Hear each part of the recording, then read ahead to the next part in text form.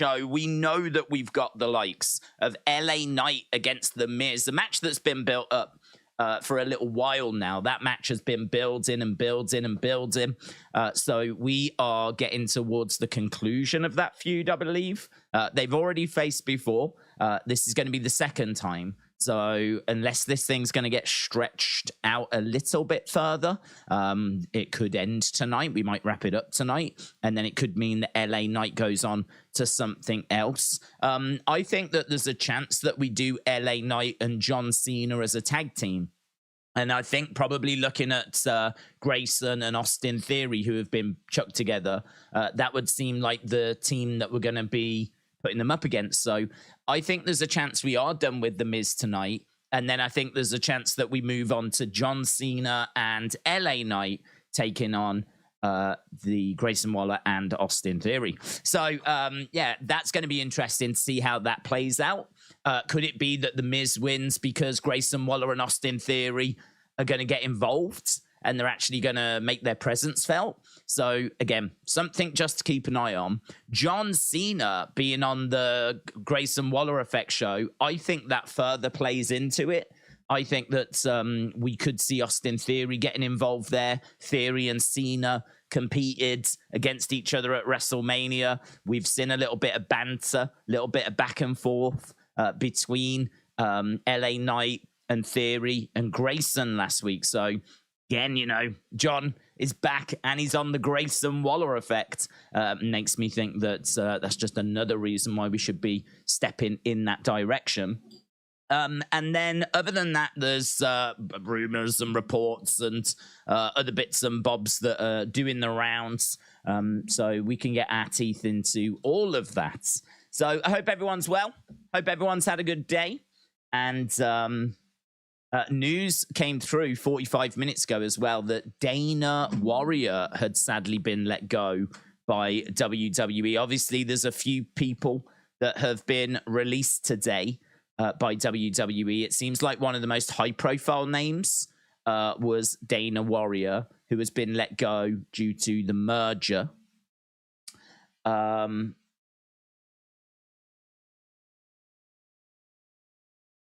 I'm just reading this to see if there's anyone else. There's a few other names, but no names that I recognize.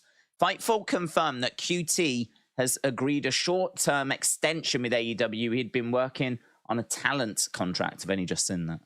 Okay, right. So, yeah, Dana Warrior looks like the most high-profile person that's been let go. And sadly, a lot of people, I think, in the marketing department have been let go as well. So no talent. We wasn't expecting talent. We said we weren't expecting talent in that video that we did yesterday. Obviously, budgets are going to be under review. So it doesn't mean that there won't be talent cuts. But it seems like the focus today has been more on those behind-the-scenes areas. Wildside Ryan said, I've read that Randy is going to return tonight. Where did you see that, Buds? Where did you see that?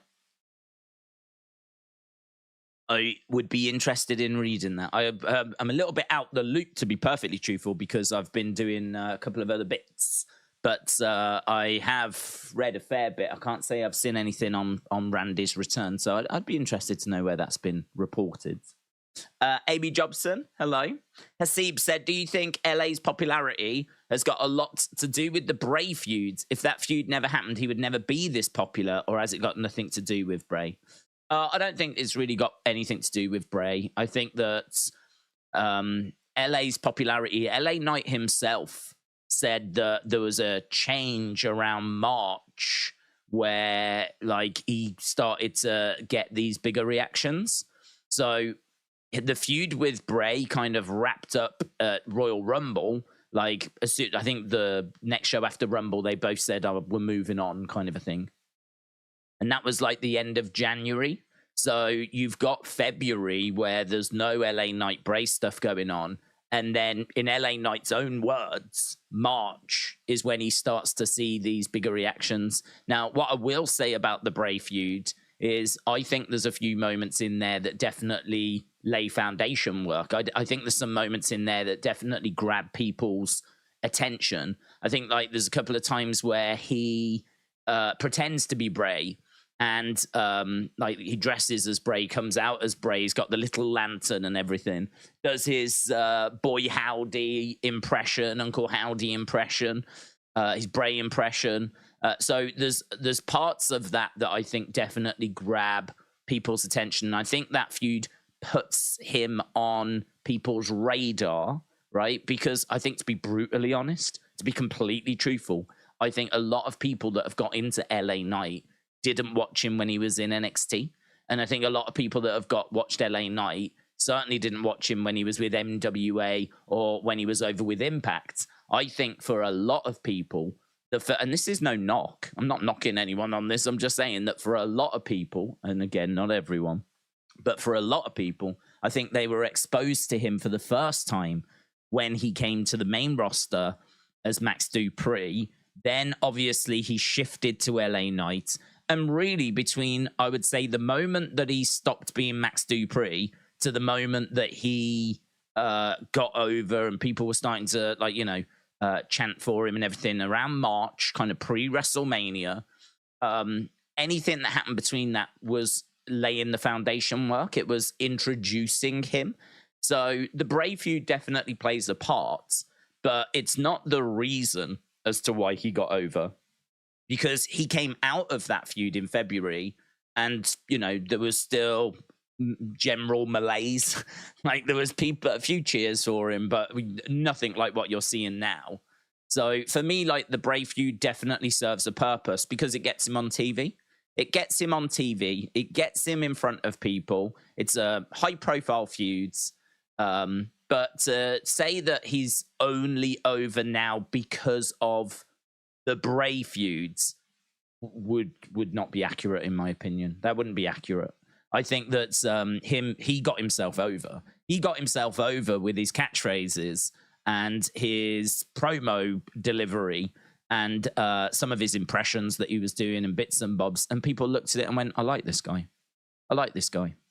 And that just slowly grew and grew and grew, you know? So I think I was talking about it on was it the Wrestling Escape Pod? I think it was the Wrestling Escape Pod. I said that if you look back on 2023 in the future and you want to look back on 2023 and you want to or look at this period of wrestling and you want to analyze, you know, anything that's happened in the past few years, if you want to analyze the whole Vince situation, you know, him, the allegations, then him coming back, the company being sold, you could do a real deep dive into that and it would be quite interesting. You could do a deep dive into AEW and CM Punk and that situation and, you know, where it started, how it played out. You could do a deep dive into that. That would be really interesting. I think one of the most interesting deep dives that you could do on modern wrestling is how LA Knight got over. I genuinely think that would be one of the most interesting kind of documentaries you could make, one of the most interesting deep dives that you could do, because I think if you can learn, and we've said this many times, but if you can learn how LA Knight got over in such a short space of time, if you can learn how to do that, you could then use that to get other people over. You could then use that to go, here's the magic formula, right? Here's the secret.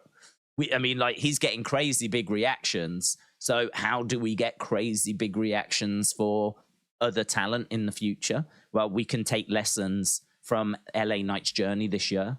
And I've said many times, I think having some catchphrases so that the crowd aren't just sat there, they can actually interact. I think that's definitely something that people need to look at. I also think, like, making sure that you have a bit of fun with your promos. So don't just come out and go, I'm going to beat you, blah, blah, blah, blah, blah. You know, do some impressions, like, mix it up a little bit.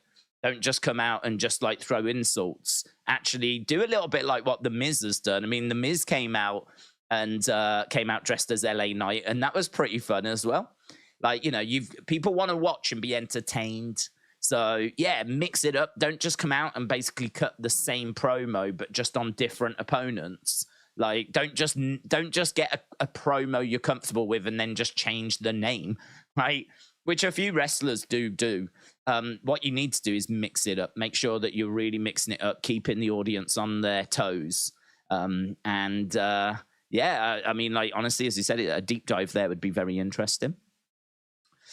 But Drew's News said, I was at the March 10th episode of SmackDown and was surprised at the reaction when his music hit. Apparently so was he. So Jim said, I remember LA Knight and Drew being in the same faction in Impact. Kian, hello, shout out to you. Said, I hope you're well. Having a good stream. Did you hear about a female AEW star that's leaving to join WWE? Apparently straight to the main roster. Thoughts? So I've heard about Jade Cargill, who apparently is expected to leave AEW and go to WWE. I haven't heard that she's going straight to the main roster. I personally would not do that because I don't think she's ready for that. I think she's still at an NXT level. I think that she is got a great look. I would say her look is like a 9 or a 10 out of 10. Like, she really is. You don't need to hear her speak. You don't need to see her wrestle. She just comes out and she looks like a star. It's like Sasha Banks leveled up, right? That's what Jade Cargill is. It's a leveled up Sasha Banks. She's that bit taller. She's that bit stronger. Like, she looks great. She looks great. Jade Cargill looks great. Her promos are very uninspired. There's really not much to them. She can talk, but it's not a strength.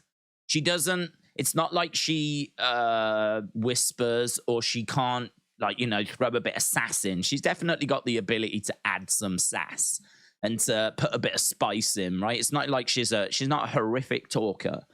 She's not Ronda Rousey, right? But it's not a strength. It's something that she doesn't really have a great deal of charisma in. You know, she is someone that's just going to be told what to say, go out there, deliver it okay. It's, you know, it's plodding. It's very, you know, not even Bret Hart. Bret Hart always said his promos were, you know, a real down for him. That was an area that he knew that he needed to strengthen. And I would say that for Jade's, her promos are middle of the road, right? There's really nothing special about them. I couldn't tell you a single amazing Jade Cargill promo. But equally, I can't sit here and tell you a load of, like, horrifically bad ones either. So, you know, so. Ring-wise, she is green. She has improved. She was really nothing to write home about when she first started. Now she can at least get through a match and it'll look fine and it won't be too botchy. But she does have these moments of stupids where I remember the one bit where do you remember she got, like, slammed down or something? And then the ref started counting and she forgot to get her shoulder up before the 3. Aubrey Edwards counted 3, right? Actually, Aubrey counted 2 and had to stop herself from counting the thirds because Jade was still lay flat on the mat and then got her shoulder up. So you would look at that and go, what the flip? Like, she was undefeated and the champion. And the biggest part of her narrative, her story, was the fact that she was this unbeaten monster and she forgets to kick out on a 3. Right? Just, I don't know. I don't know what happened. I don't know if she maybe knocked herself silly when she hit the mat and she was actually stunned for a few moments, or maybe she miscounted and didn't hear the first one, or I don't know. But either way, she didn't kick out of that. And that's, you know, those kind of little slips, that's a big one. But there's other moments where she'll go for a move and she doesn't quite grab it quite right. And then you've got a bit of awkwardness as she's trying to, like, rotate them round. She's quite strong, but she's trying to, like, rotate them round and they're, like, and it just gets a bit botchy. Like, you'll see that on a fairly regular basis. There's those moments as well where when you've got a wrestler that really knows what they're doing, the match will just flow. It'll just feel like a battle. These two people locking up against the ropes, drop down, you know, jumping over. It'll just flow nicely. Whereas with a Jade Cargill match, she will go for something, go to lock up, that whole thing. And then there'll be this period where you can just tell they're trying to decide, what do I do next or what do I need to do next? and it's like she's nowhere near good enough to lead a match. Nowhere near good enough to lead a match. She has still got a lot of work in the ring, so it doesn't look like she gets as lost. For me, easy, clearly NXT level. It's easily NXT level. I mean, you could put her like, you know, in a ring, and she could have like a decent little match with a Tiffany Stratton, and I'm sure that it would look good, but it would also have its moments where you go, "Ooh, that needs polishing a little bit. We need to sort that out. We need to tweak that." So I don't know. I mean, for me, Jade Cargill, she's been on AEW TV. She was one of their champions for a long time. It's been seen by about the same number of people that watch NXT, maybe 100, 150, 200,000 more people, something like that. I mean, it ain't a great difference. You know, Dynamite gets about 850. NXT gets, I mean, well, NXT this week was 850, but normally gets about 650, 675, something along that ballpark. So for me, she's at that level. She's at that level. She's at the NXT level. And I'm not even saying it as a disrespect. It's not a disrespect. I mean, I think she is someone that really could be a big deal. She is someone that once she has actually learnt this and really got a head around it, because I gotta tell you, I got big questions about the Nightmare Factory. The Nightmare Factory, I'm just not convinced is a great school. I think that they get people to a standard, but the amount of people that go to that Nightmare Factory that get trained there, and the amount of time they spend there, I'm not seeing these world-class stars being spat out, right? I'm not seeing these well-rounded, mind-blowing talents. Like, everyone that you're looking at has got, like... Do you remember the factory flipping group that we had? The Nightmare Factory group that had, like, Anthony Ogogo, Komoroto, Solo, like all of those, I believe, were like part of the Factory group. I mean, none of that. Where are any of those now? Where are any of those? And I don't think even the most hardcore AEW fan would say that Jade is a fantastic wrestler. She'd been working a little bit one-on-one with Daniel Bryan to like speed up her process, to like help her out. She'd been doing like extra stuff with Daniel Bryan. I think that if you go to the Nightmare Factory school, I think it's a good school to get you started, but I think it'll get you to a certain level. I think that level is, you know, easily good enough for the indies. Let's put it that way. Good enough for the indies and good enough to get into NXT. So if you are thinking of going to the Nightmare Factory, the Nightmare School, like, I wouldn't dissuade anyone from doing it. But the only thing I would say is that I haven't seen anyone come out of there that's kicked on, that's really gone on to be like a world champion or anything. And of course, you know, it comes down to the people that go in. You know, you can only use what you've got. But I think that at the moment, it certainly looks like they're good enough to get them to a certain standards, and they're not good enough to get, like, you know, look at NXT that spat out Bianca Belair. You know, I mean, she is a gold standard. You know, she is someone that can cut promos. All right, she's not amazing at it, but she can more than hold her own. In ring, I think she's great.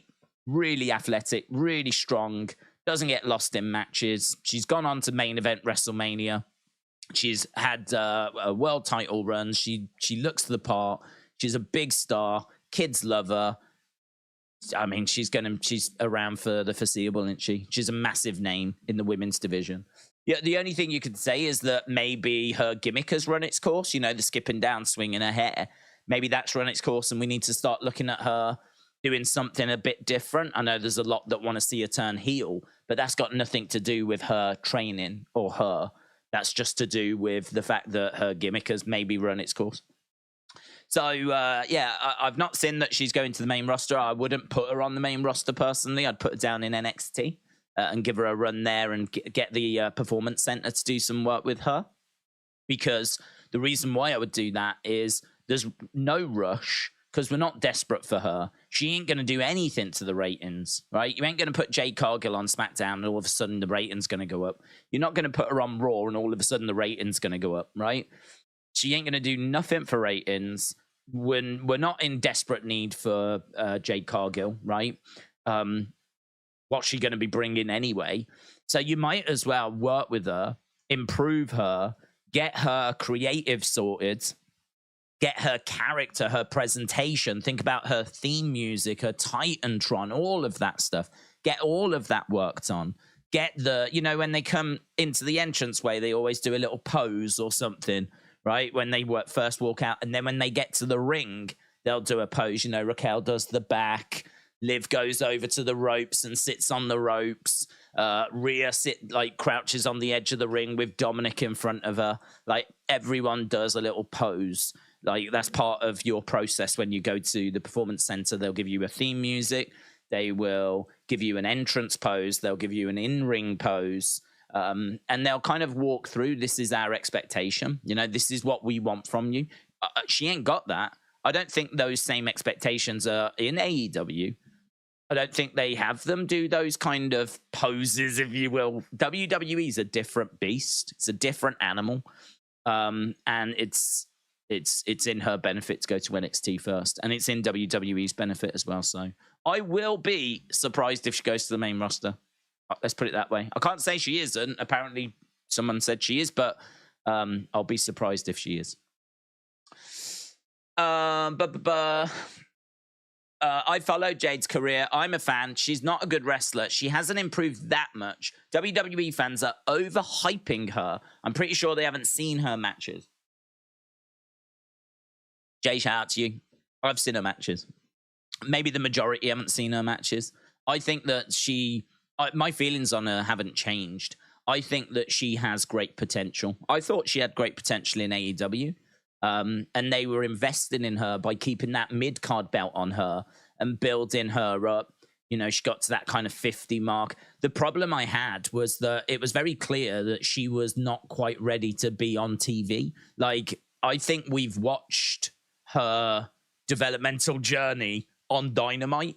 And the point that she's at now is probably the point that you would want to see her come in and start at. This is the point that you would probably go, do you know what? We could maybe use this girl on Dynamite. Let's have a look. Those girls like Sky Blue and whatever that we have a little look at. And then if they're good, we keep them. Like, maybe Jade is at the point now where you would just give her a little bit of a look now after all these years of her having matches and her having one of the titles and whatever.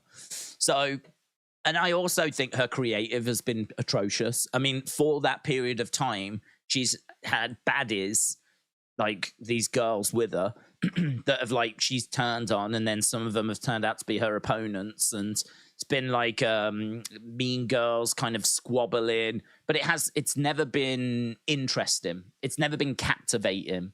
It's never been, dare I say, cool. It's just been there. She's just been there.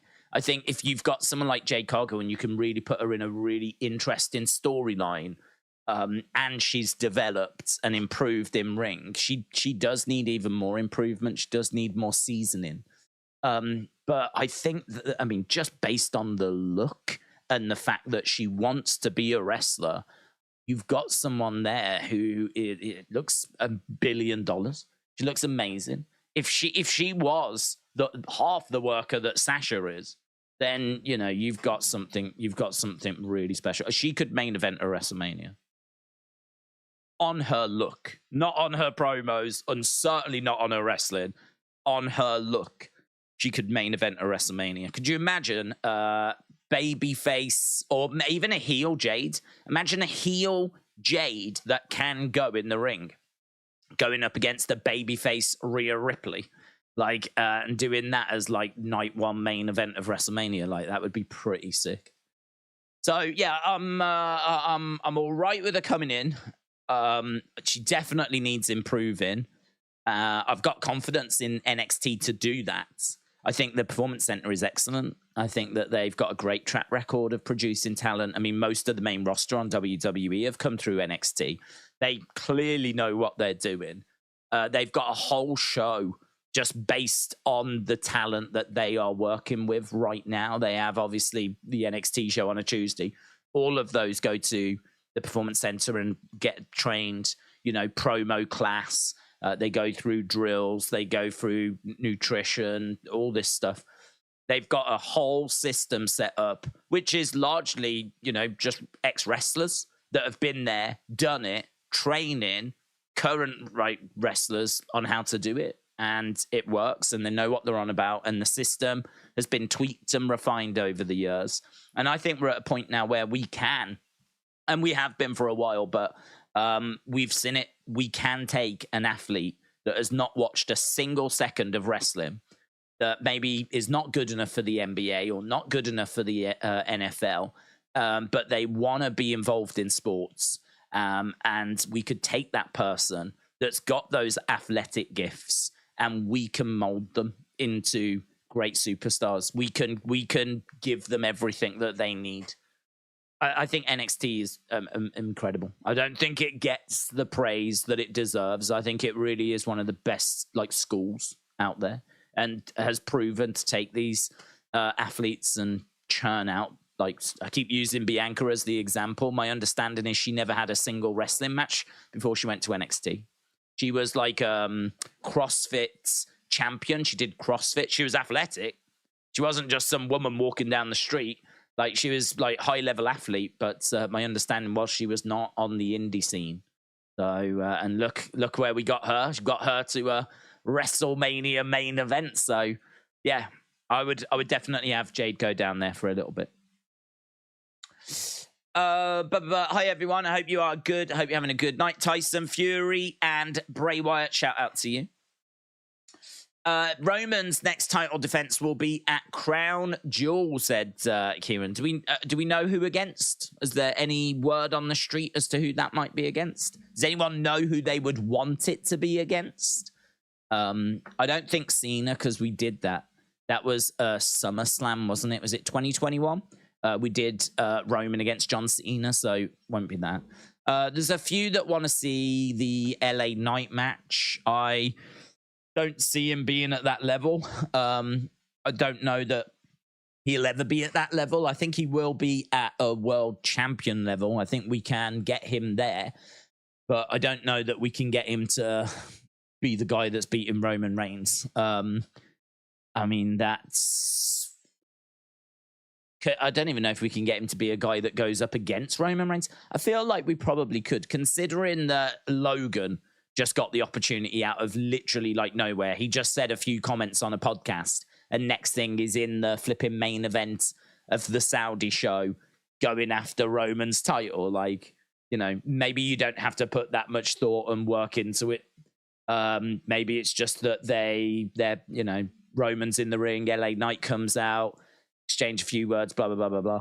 If we do get that match, I'm fairly confident Roman's retaining. But it could just be a stopgap, couldn't it? Could just be a stopgap. I don't think we're drowning in great options. I think he's pretty much run through most people.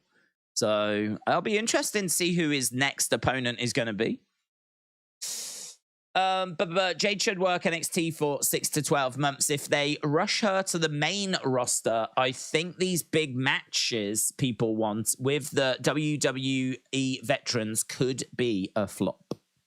William said Roman needs to go up against Solo sooner rather than later.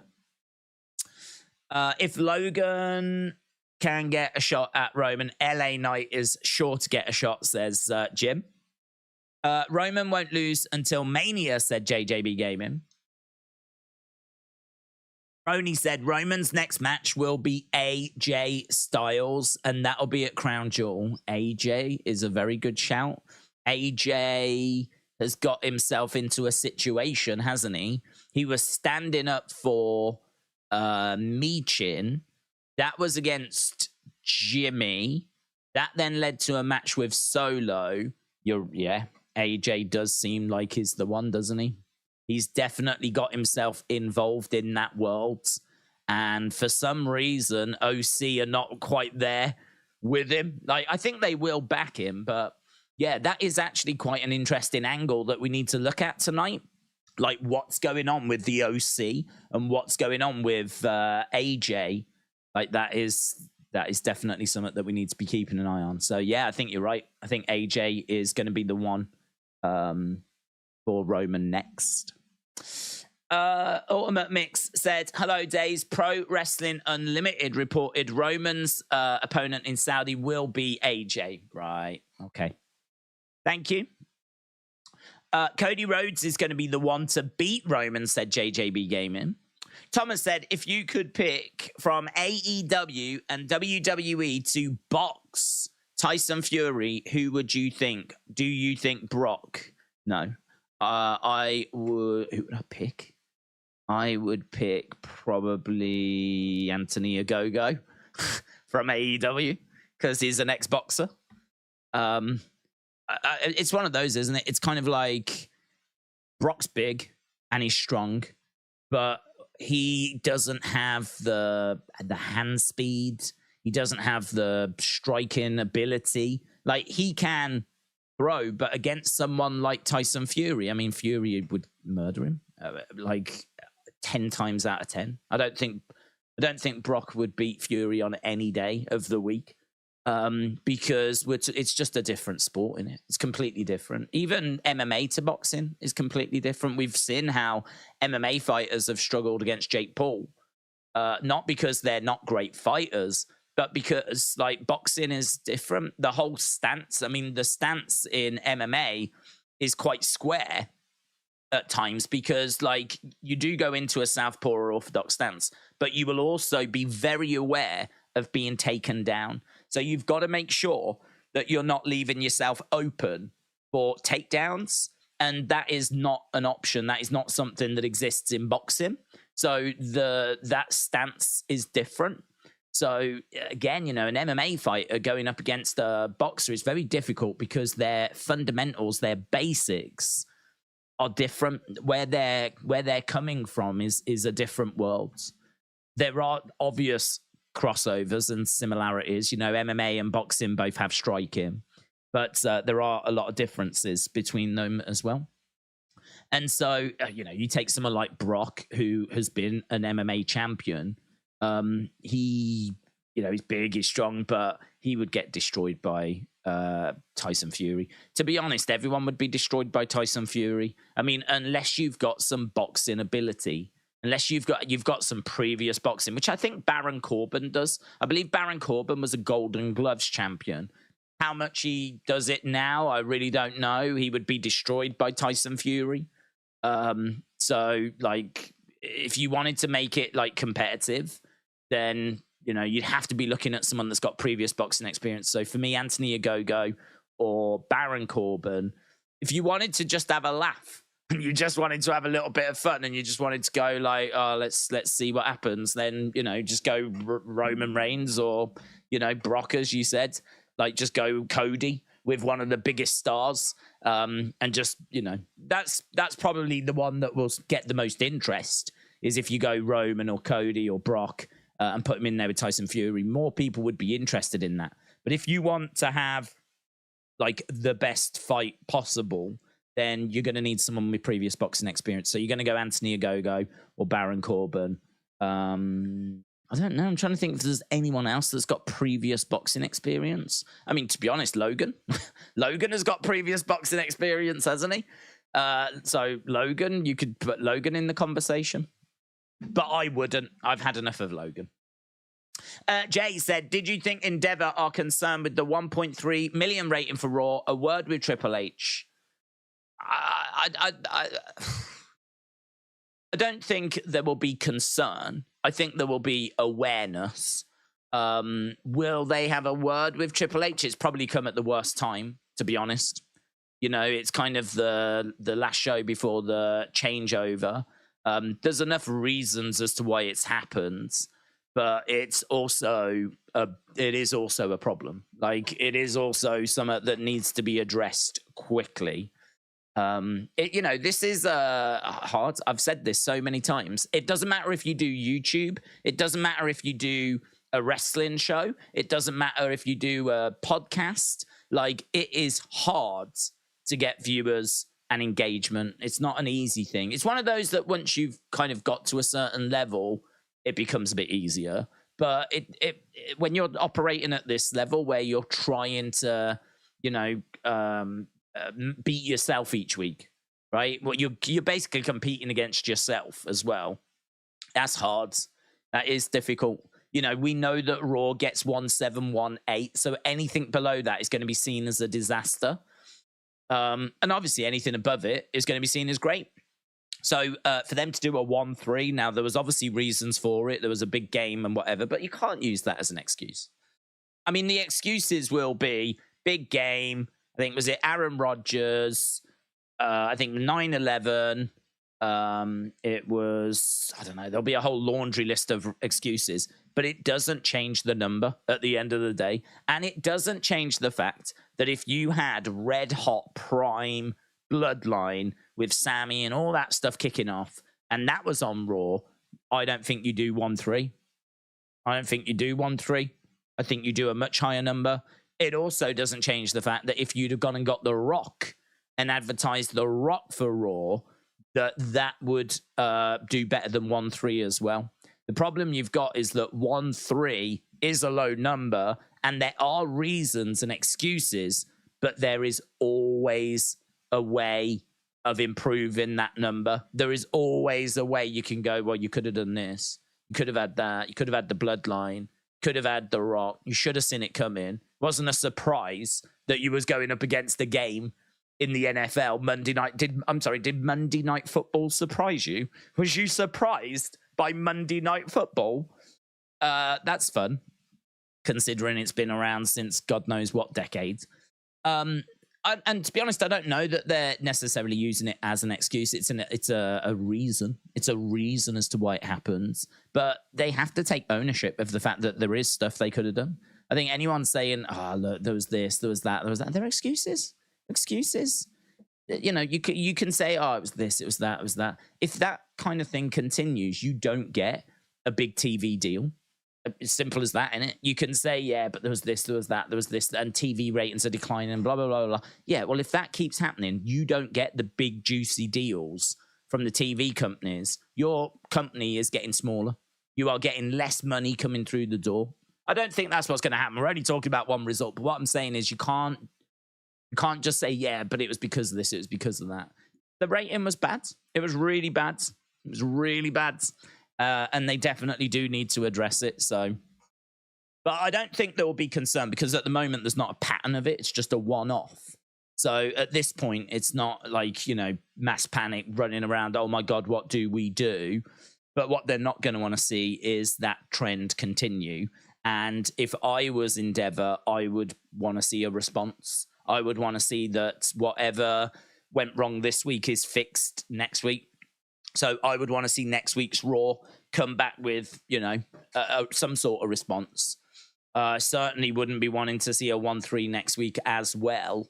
So Triple H has got to figure out what he's going to do. And as we said, you know, you are a little bit limited when it comes to the storylines because clearly they're just not connecting at the moment. So that would say to me that you haven't really got anything that's grabbing people's attention right now that's going on. You haven't got a bloodline or anything. Judgment Day, I think, has been spread too thin. I also think the Judgment Day story has stopped being interesting. There was the whole drama between Finn and Damian, went absolutely nowhere, right? It probably still will go somewhere, but right now it's going nowhere. JD coming into the group, looks like he's just going to come into the group. He still hasn't officially come in, but looks like it's going to happen, doesn't it? Like, there's just nothing...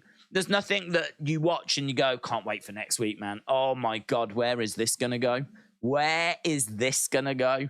You know, like with Bloodline stuff, you wanted to see what was going to happen next. I don't think there's anyone that's waiting for next week's Raw to see what's happening with Judgment Day, right? I don't know that anyone's tuning in next week to see what's going to happen with Jey Uso. Like, is Jey Uso going to be all right on his own? I don't think that's a thing that people are that bothered by. This is part of their problem. They don't have any storylines that's really grabbing attention, that really makes you have to tune in on a Monday night. And so they need to get that addressed. And in the short term, they could probably do with just getting some, like, you know, someone in like a Rock or get a Cena over or do something just to get like people to tune in. And then you can at least start doing some sort of storyline that will hopefully keep people around. But yeah, it's just there's a lot of wrestling. There's a lot of wrestling, and you're going to have good moments. You're going to have bad moments. You're going to have highs. You're going to have lows. You know, NXT is going through a great period right now. That's not sustainable. You're not going to be able to have NXT delivering these types of numbers on a regular basis. Their true level is like 550, 600, 650. That's their true level. And I expect it will return to that sooner rather than later. But at the moment, they're hot-shotting it by bringing down like main roster stars, aren't they? So I kind of think that we are going through an interesting period right now where we're trying to get new TV deals over the line. And to be honest, that only makes that 1-3 look even worse, doesn't it? This is us trying to get good TV ratings, and we deliver a 1-3. So I don't think there will be mass concern because there's not a pattern. But could someone have a little word with Triple H? I mean, I would think that someone will, because I would think that all the ratings are reviewed, and there's some meetings where they go over, you know, I don't think they just go from show to show and no one is talking to them. I think there are meetings where they sit down and they look at, say, I don't know, the month's numbers compared to the year before, compared to the month before.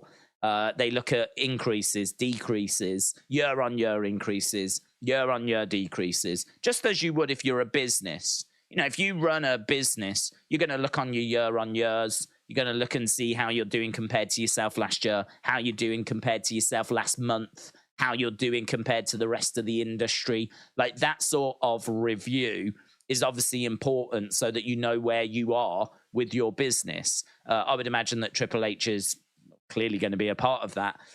So this is something that will be spoken about at some point in some meeting. But I don't know that they're grabbing him, especially right now, and saying, like, panic stations, you know? Tracy said they need to find a story for Cody. He wasn't at the last premium live event except for the Jey Uso announcement. And then last week on Raw, he was interrupted with a Dom and JD. They are wasting their star. I think you're absolutely right. What I would say is I don't think they're worried, because I think there's a big story coming for him, and I just don't think it's time. And I think actually that's the problem is this time of year.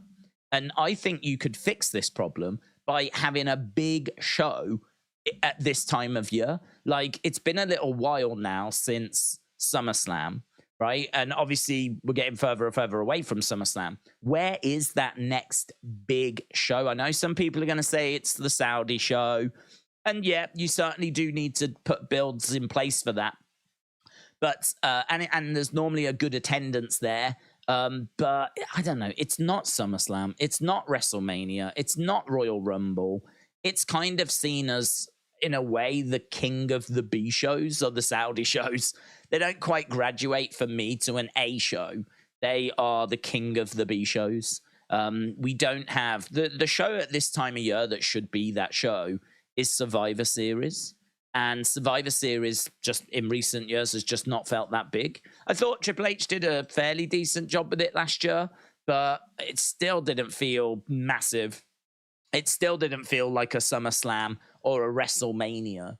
Like, that you could really do. I mean, you could really do with like a Christmas WrestleMania. Could really do with, you know, is there not an indoor? I suppose the problem with the stadiums is the football's on, isn't it? So trying to get a stadium at this time of year, I'd imagine, is difficult, because at least like when WrestleMania is on, I believe that's the off season. But now, like, you know, it's going to be difficult. So trying to get a venue of that size, you'd want one with a roof, obviously, because it's, you know, not the warmest at this time of year. But I don't know. Maybe this is where we go abroad. Maybe this is where we don't do it in the US. Maybe this is where we try and find a venue elsewhere where we do a big show and we really build it up, and we really hype it, and we do it the same time each year, and it's the same name each year. I mean, I don't even know what the Saudi show is going to be called. Sometimes it's Super Showdown. Sometimes it's Crown Jewel. Like, it's been Greatest Royal Rumble in the past as well. Like, I'm guessing it's Crown Jewel that's coming up, but I kind of feel like that show that is, you know, cemented. You know when WrestleMania is. You know when Royal Rumble is. You know when Survivor Series is. Like, we need a show around this time of year that's big, that's stadium sized, that's, you know, got the whole roster. We build it, we do like an access, we do all that extra content online for it. Like, you know, it has like a countdown clock. You know how we count down 69 days to WrestleMania and all that stuff. Like, we need all of give me all of that. Give me all of that. And let's go. Because to be honest, if we had that show, I think there's an argument that you could make that you do Cody Roman at that show that would be coming up now. I think we're spinning our wheels and waiting maybe for WrestleMania. And so we've got Cody, who's in this position where we've got stuff for him, but not yet. Not really. Not until we get to near the end of the year. We'll have to put him in like a little feud with Dom or something just to get him through. But the problem is where you've got like, we want to split the Judgment Day, but not yet. We can't do it yet because it's going to lead to this and this and this. And we can't do that and that and that yet. So let's put them back together. We'll have, they're fine again now. They're fine. We can always use those teasers of them splitting for when they actually do split. But right now, they're okay. They're all getting along. And Cody, just put him in with Dominic because we can't do the Roman feud right now. So we'll do that. Jimmy versus Jay. That's the match people want. We can't do that right now. Got to save it for WrestleMania. Move Jay to Raw, and we'll just try and do something with that.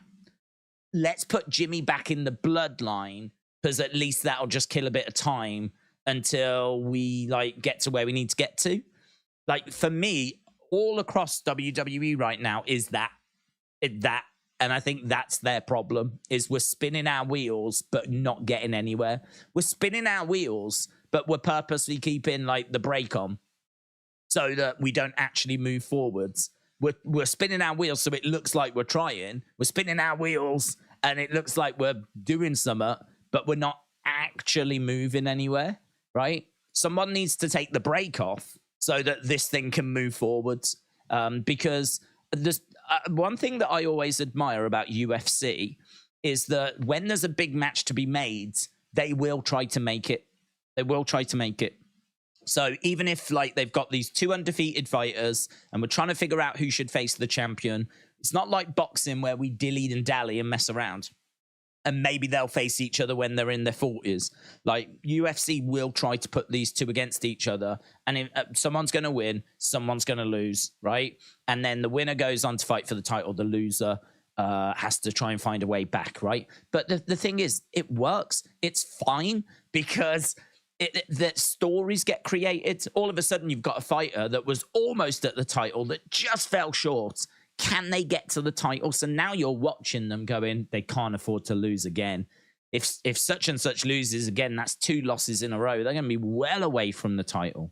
And the person that won, that went towards the champion, you're now going to look to see if they can be champion. So everyone starts to have like a journey. Everyone starts to have a narrative that unfolds for them, and it works. What WWE are doing is they're not doing those matches that need to be made. We're putting them off.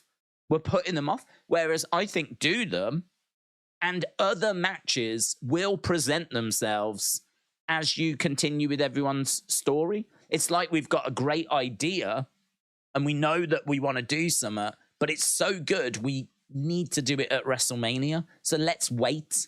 Whereas my approach would be, let's not wait. Let's do it now. And then by the time we get to WrestleMania, I promise you, other matches will have presented themselves. Other opportunities would have presented themselves. The stories would have moved forwards, and we would have got to the point where we can do something else that will be just as entertaining, right? But this spinning your wheels, not moving forward, it ain't helping anyone or anything. But that is the problem at this time of year. I just don't think that big show, and when I say big show, I'm talking countdown towards it size. Yeah, I'm talking stage reveal size. Yeah, I'm talking access. Like, you get people are booking up and going. I'm talking a WrestleMania sized show. Yeah, I'm not talking like let's do Crown Jewel, right, where we don't have any of that. I'm talking stadium, big, like let's go. Let's put something in this time of year.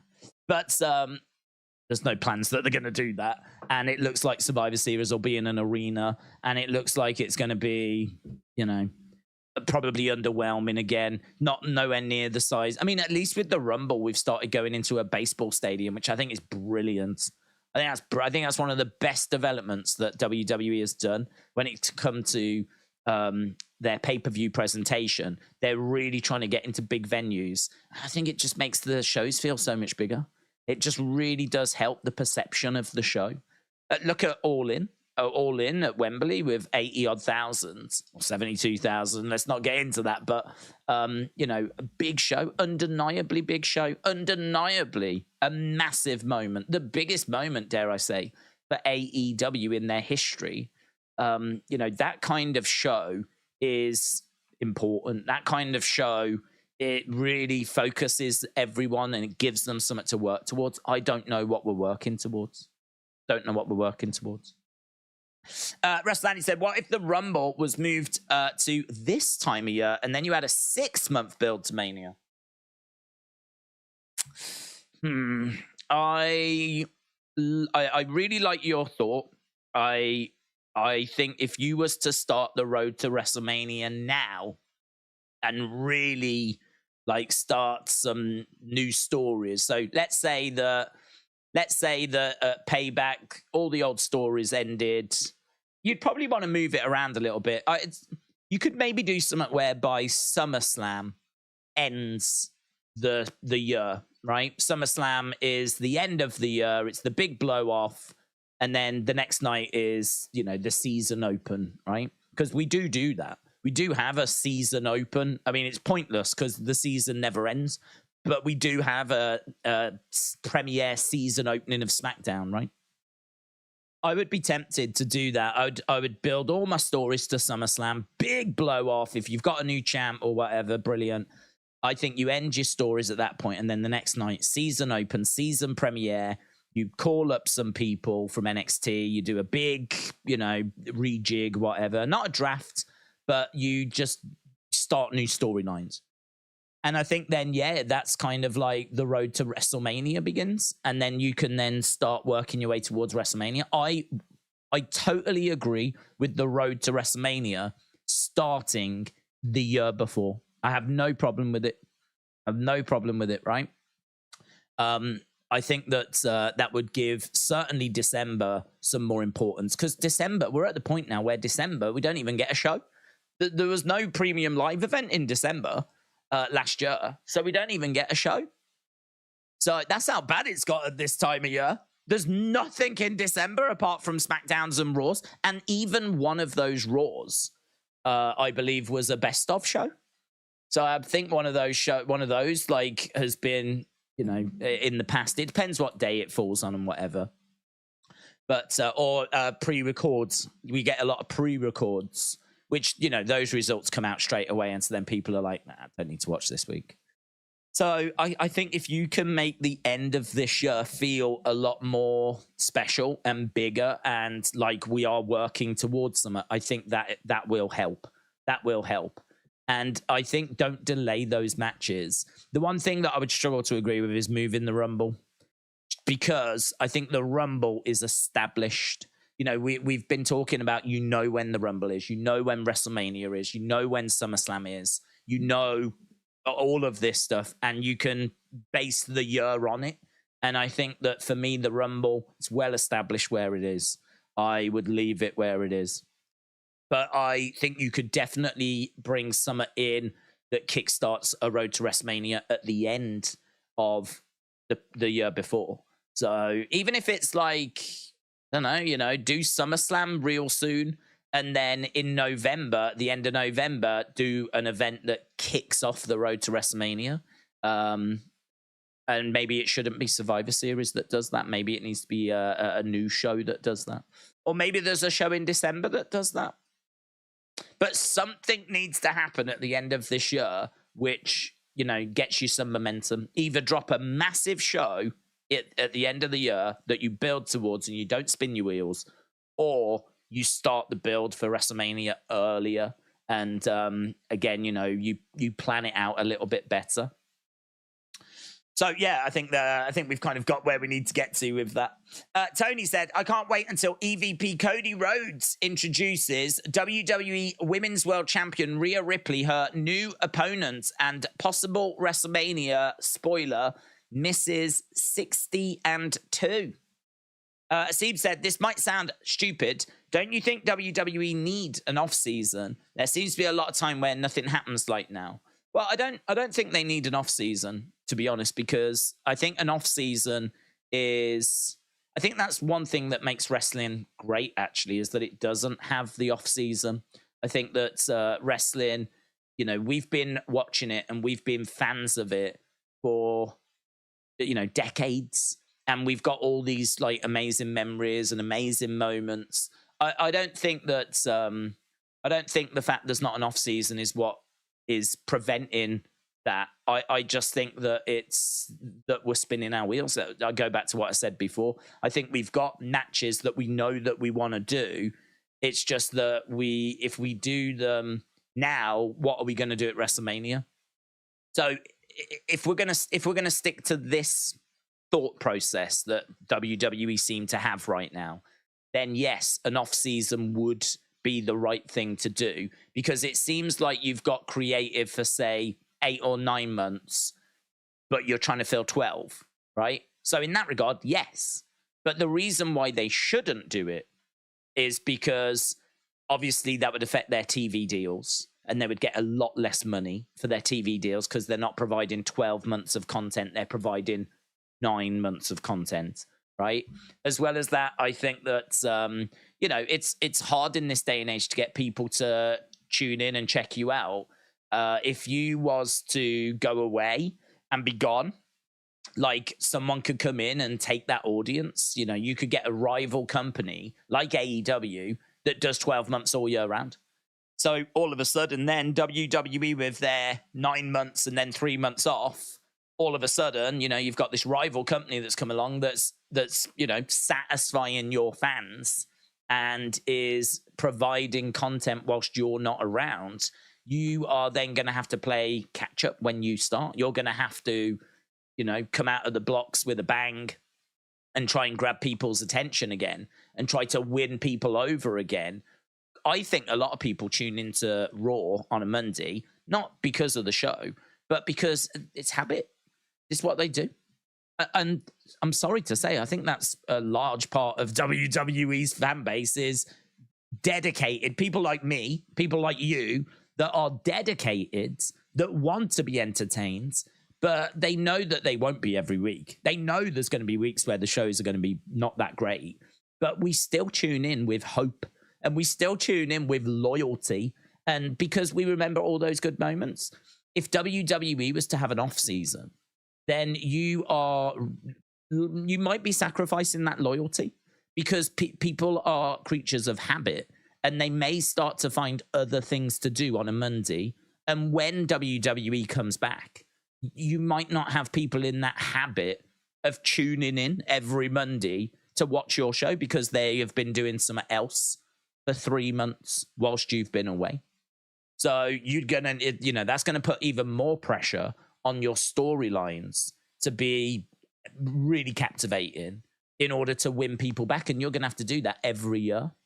You're going to have to win people back year after year after year. Whereas right now, I don't think we're expecting SmackDown to do a 1-5 tonight or a 1-6. Even without knowing what the show's like, SmackDown will do 2 million something, right? 2 million, 2.1, something along those lines, right? If it's a disaster, 1.9. But it's going to do those numbers because people are going to tune in, because they always tune in on a Friday at this time to watch the show. People are creatures of habit.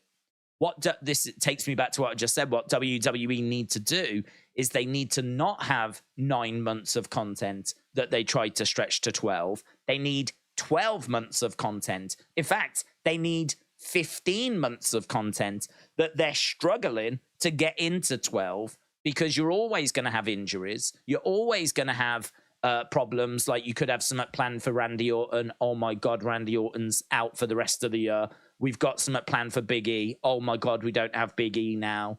Like, you're always going to need to have extra plans, extra content. So they need like 14, 15 months of creative and try and get it into 12, which they, would be able to do with injuries, suspensions, look what's happening with Riddle, blah, blah, blah.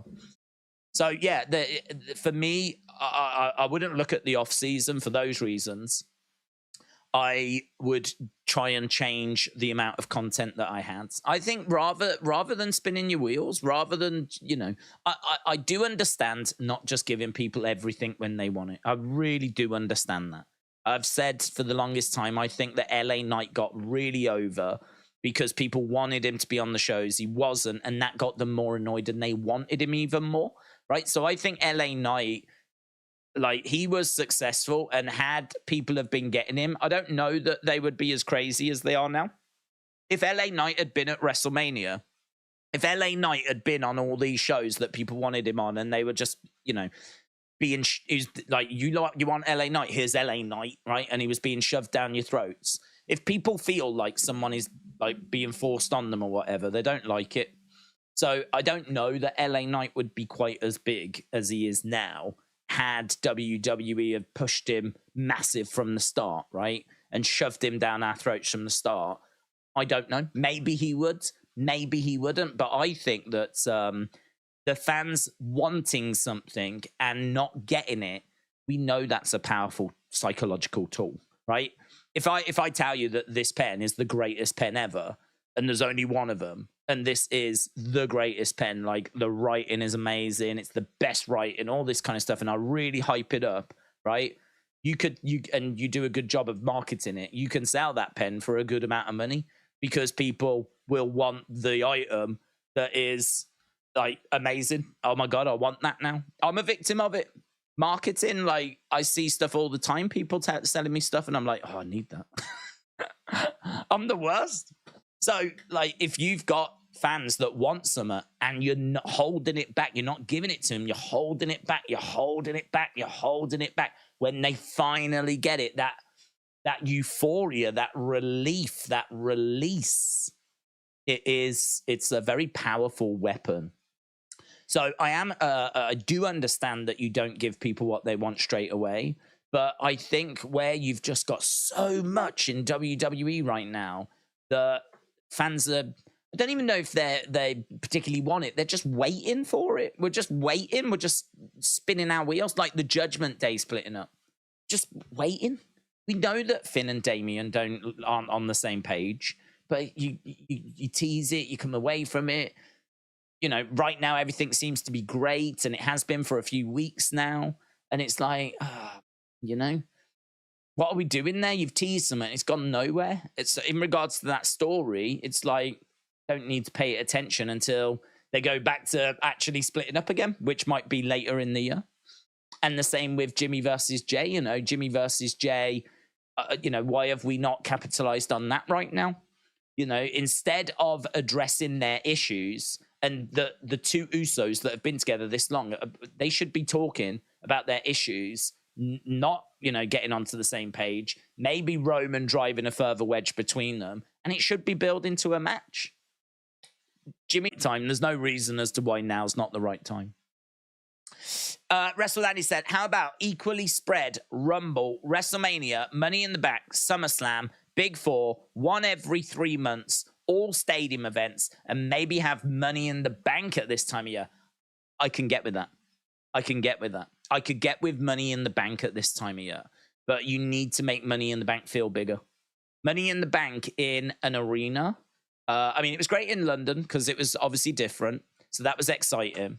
But Money in the Bank in an arena is not the right way forward for me. I think I understand it's a ladder, and you got to be a bit careful, and you don't want, it raining and ladder being slippy and all that kind of stuff. I get that. But, we did Money in the Banks at WrestleManias that have been in stadiums before. You just need to find the right venue. I think finding the right venue at this time of year, I think, might be the reason why we don't do it. As we said, you've got Monday Night Football NFL back, that means a lot of the big stadiums are being used, or if they're not being used, they still need to be in a good condition, obviously, because they're going to be used the next day or the day after or whatever. I think you've got a few gigs and concerts around as well, but I mean, you're always going to have that. And I think that's one of the other big factors is the weather. So the weather, I think, also causes a problem because you can't really afford to, be in a stadium with it freezing cold or raining or snowing or anything like that. So again, that's another barrier that you've got to try and overcome. I actually don't know. Is there a big stadium in, say, Texas? Is it warm all round in Texas? In my mind, it is. Right, I could be wrong about that, but in my mind, it's warm all round. Like even at this time of year, I don't particularly think it would be cold. I think you could potentially try and get a stadium in Texas, even if it's just like a 40,000, smaller, not NFL size thing, but even like a 40,000 thing that you can make. Because the Royal Rumble is done in a baseball park, and that, I believe, has an attendance of about 40,000. It feels like double that. And the reason why it feels double that is because what you see is the one side. Normally, the other side is completely empty. The other side, there's no stands. The other side, there's nothing going on. If you've ever seen the picture, it's quite trippy. You've got all this humanity, all these people down this one end of the baseball stadium. And you can see where the wrestlers walk out, and you can see the ring, and you've got all these people. And then on the other side, not a soul, no one, nothing, zip, zilch, nada, right? So there's 40,000 there, but they're all on camera side. It looks great on TV. I mean, the way they shoot it and pan and everything, it looks amazing. And it feels every bit as big as a WrestleMania. They are masters of that, WWE. Making these sorts of shows feel monstrous. They are masters. Do something like that. Do something like that for Money in the Bank. 40-odd thousand that you can make feel like 80,000. Get it in a smaller stadium and, do it all up, decorate it, whatever. There must be those kind of stadiums around. And down in Texas or, I don't know, where's El Paso? Go there, right? New Mexico, Death Valley. I hear it's warm all year round in Death Valley. Try and find a place where it's warm at this time of year. Or, no, it doesn't even need to be warm. Just doesn't snow and doesn't rain. And people aren't going to sit there with their teeth chattering, right? You just need somewhere that can just, even at the bare minimum, be dry and comfortable. As long as you can find somewhere like that, and it's a good size, and you can build up the show, then yeah, I would be more down for moving Money in the Bank because I don't feel that is as established. Rumble's been going since the late 80s, hasn't it? I mean, Money in the Bank started with being at WrestleMania, then it became its own show. It's largely around that kind of May time of year, June time of year, but I think that you could move that. I think you could move it. The only problem you would have, the only ish, is that I think if you do it at this time of year, you've kind of cut away some of the opportunity people would have to cash it in. But in all fairness, you've got 12 months. That doesn't change. All it means is that you probably would have more people with the Money in the Bank briefcase going into WrestleMania because they won't have had an opportunity or as much opportunity to have cashed it in yet. I don't see that as a negative. I don't see that as a problem. I don't see the fact that more people might get involved in the title matches around WrestleMania time because more people will likely have the briefcases by WrestleMania time. The way the current setup is, WrestleMania is actually quite close to being towards the end of the 12-month period. It's about month number 9 or 10. So you would have to have carried that briefcase for 9 to 10 months to get to WrestleMania. If you did move Money in the Bank to this point of the year, then all of a sudden it becomes month 6.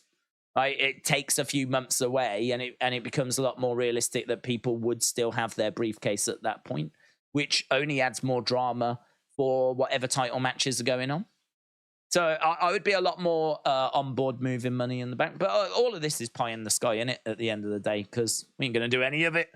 We're just going to keep doing what we're doing. We could honestly, this community, we could sort it out. We could sort it out. We could, we're like a supercomputer. Collectively, if we put our minds together, we could sort this out. 1.3 million for Raw. Never again. Never again. We'd be under 1 million. William said, I say 1 story, 2 wrestlers, 1 man, 1 woman.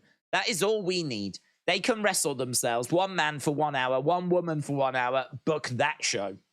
Godfather So said, Days lighting up that WWE layoff laced leaf. Why have chair shots are not like they used to be? Remember Attitude Era chair shots? The best chair shot was taken by Foley at Rumble 99. RIP. Thank you. I think CTE. I think concussion is, and the understanding of concussion and all of that is the reason why. There was a concussion lawsuit, wasn't there? Going back like 2018, something like that, where there was about 40 odd wrestlers that sued WWE for the concussion effects they were experiencing now, because they were being asked to do and take like chair shots like that, and they were being dropped on their head. But there just wasn't that understanding in sport around concussion. There just wasn't the understanding that if you sustain constant knocks to your head, that you're like damaging yourself in the long term, which should be a no-brainer, really. You know, it should be something that you'd think is fairly obvious, but it wasn't. It wasn't really a consideration. It was more thought like if you knocked your head and it hurt, well then, take some paracetamol or something, take the pain away, boom, you're back to normal. The idea that there's actually long-lasting impact was never really understood. But I think there's been big strides in that now. Science has kind of shown that there are long-lasting effects there. And so, yeah, there was a load of wrestlers that tried to sue WWE. They didn't succeed. I don't actually know why it didn't succeed. I think it was because my guess is that they couldn't prove that WWE were aware that there was long-lasting effects. And so the fact that no one had that knowledge or no one knew meant that, it wasn't endangering them on purpose, kind of a thing, Taking those kind of shots at that time was part of the job, but that's why you can't do it now. Not with the science being out there now. You can't get away with it now. You wouldn't get away with it. So this is something that if a wrestler is asked to do that and they agree to it, well, they've agreed to it, right? And I would strongly recommend that a wrestling promotion get that in writing as well. Because if ever that wrestler turned around later and said, I never agreed to this. In fact, I didn't want to do this. I didn't want to do this because I know there's long-lasting effects. They could get themselves in a bit of bother. They could get themselves in a bit of hot water now that we've got a better understanding of concussions and everything. I don't know what soccer's doing about it, actually. I heard that, under 12s are told they can't head the ball during matches anymore. I think there is, change that's come into soccer. I would imagine there's been a lot of change or discussion in the NFL as well. I don't know, but I would imagine there is. Certainly, it's impacted the wrestling world. So, yeah, that's the reason as to why. But Starch said, this time around the year or a little bit later, it does need a bigger pay-per-view. Survivor Series, it ain't the same anymore. Stephen, shout out to you, said, Days, sorry I'm late. I just came back from the hospital. Got an issue with family, but I'm ready for Smackdown. I've turned the oven on. I am hungry. I'm thinking sausage rolls. It's always a good thought, buds. Always a good thought. The old sausage rolls. Mitchell, shout out to you. Says, Days tagged you in a few posts. Possible return tonight for The Rock. Hope you are well. Roman and Rock locked in for WrestleMania 39. We'll see. Let's see if The Rock makes an appearance tonight. I think there's a chance he's there, pops backstage and all of that stuff. Where if he's going to be shown in the front row or something, maybe. I don't expect him to be used on TV. I don't expect that. If we do get that, I mean, it'll be quite the moment, of course. But even with the news that's done the rounds, I'm very much I'll believe it when I see it. So yeah, we'll see. I believe it'll be there. But it could be that he's just kind of backstage. We heard that like Undertaker was at WrestleMania. We heard Randy was at WrestleMania. And they were just like backstage. So we'll see. Dwayne said Vince and Nick couldn't find the right solution or conclusion for the story. They had a beginning, a middle, but not an end, says Jarrett. Sean said, what do you think about the rumors of Jade going to WWE? We spoke about that. We spoke about the Jade situation. I mean, I'm not the biggest Jade fan, but what I have said all along is she's got an incredible look. I think her in-ring is very limited, and I'm being very kind when I say that. I think she's very green. I think she is NXT level. I think that she is someone that needs a lot of work, but you can't get away from the fact that she looks like $1 billion. Can't get away from the fact that she has always looked brilliant, fantastic. Sasha Banks leveled up. So I'm not crazy about it. I'm not like, oh my God, this is the greatest thing that's ever happened. I think she's got potential. I also think she seemingly has got a bit of an attitude to her, because wasn't there reports that she was like upset and annoyed when she lost the title and felt that she should have been treated better or something? I mean, she had like a 50-odd, she was like 50-0, undefeated. She was their mid-card champion with little to no previous wrestling experience. I mean, what they did for her was above and beyond. But she definitely strikes me as someone that's got a rather big impression of herself, like thinks a lot of herself. And I don't know. I don't know how that's going to fly in WWE. Certainly if you haven't got like, you know, anything to sort of back it up with as well. Like you're not God's gift to wrestling, and you're not God's gift to promos. But she does have that great look. She does have that great look. So I don't know, check her in NXT, get her going and put her in some matches and see where we get to with her. So yeah, I ain't crazy about it. I was not crazy. Someone told me about her coming back in AEW. I weren't bothered about that. It weren't getting me to tune into AEW. So I ain't going to change my tune now that she's going to WWE. But I'll say what I said. She's got a great look. And if they do get her where she could get to, and she becomes like, you know, a decent wrestler and a decent promo, and she's involved in some good storylines, like, we could cook, man. We could cook. But I would say the exact same if she stayed with AEW. If she stays with AEW and she can improve her wrestling, improve her promos, and they're going to use her in good storylines, AEW can cook as well. And they know it, hence why they invested so heavily in her. They didn't do that for her wrestling. They did it because they looked at her and went, she can be a big star. She could be a big star. She looks, you know, amazing. She is someone that we could build a women's division around. So they properly invested in her heavily. So yeah, let's see what they do with her. I mean, apparently people are saying she might go straight to the main roster. I'm struggling with that. I'm really struggling with that. I think she should go to NXT first. But let's see. Coach Co said, in the tapestry of life, every thread counts. And the beauty lies in how they all come together to create a unique. And Coach Co, shout out to you. Hasib said, for someone who criticizes for a living, what do you make of the Harry Maguire situation in the media and his mom making out he's being bullied now? I think it's too far. I think it's gone too far. I think that a lot of the stuff that you see about Harry Maguire, I don't have any problem in Harry Maguire being questioned as to why he's being brought into the team when he's not making the Man United team.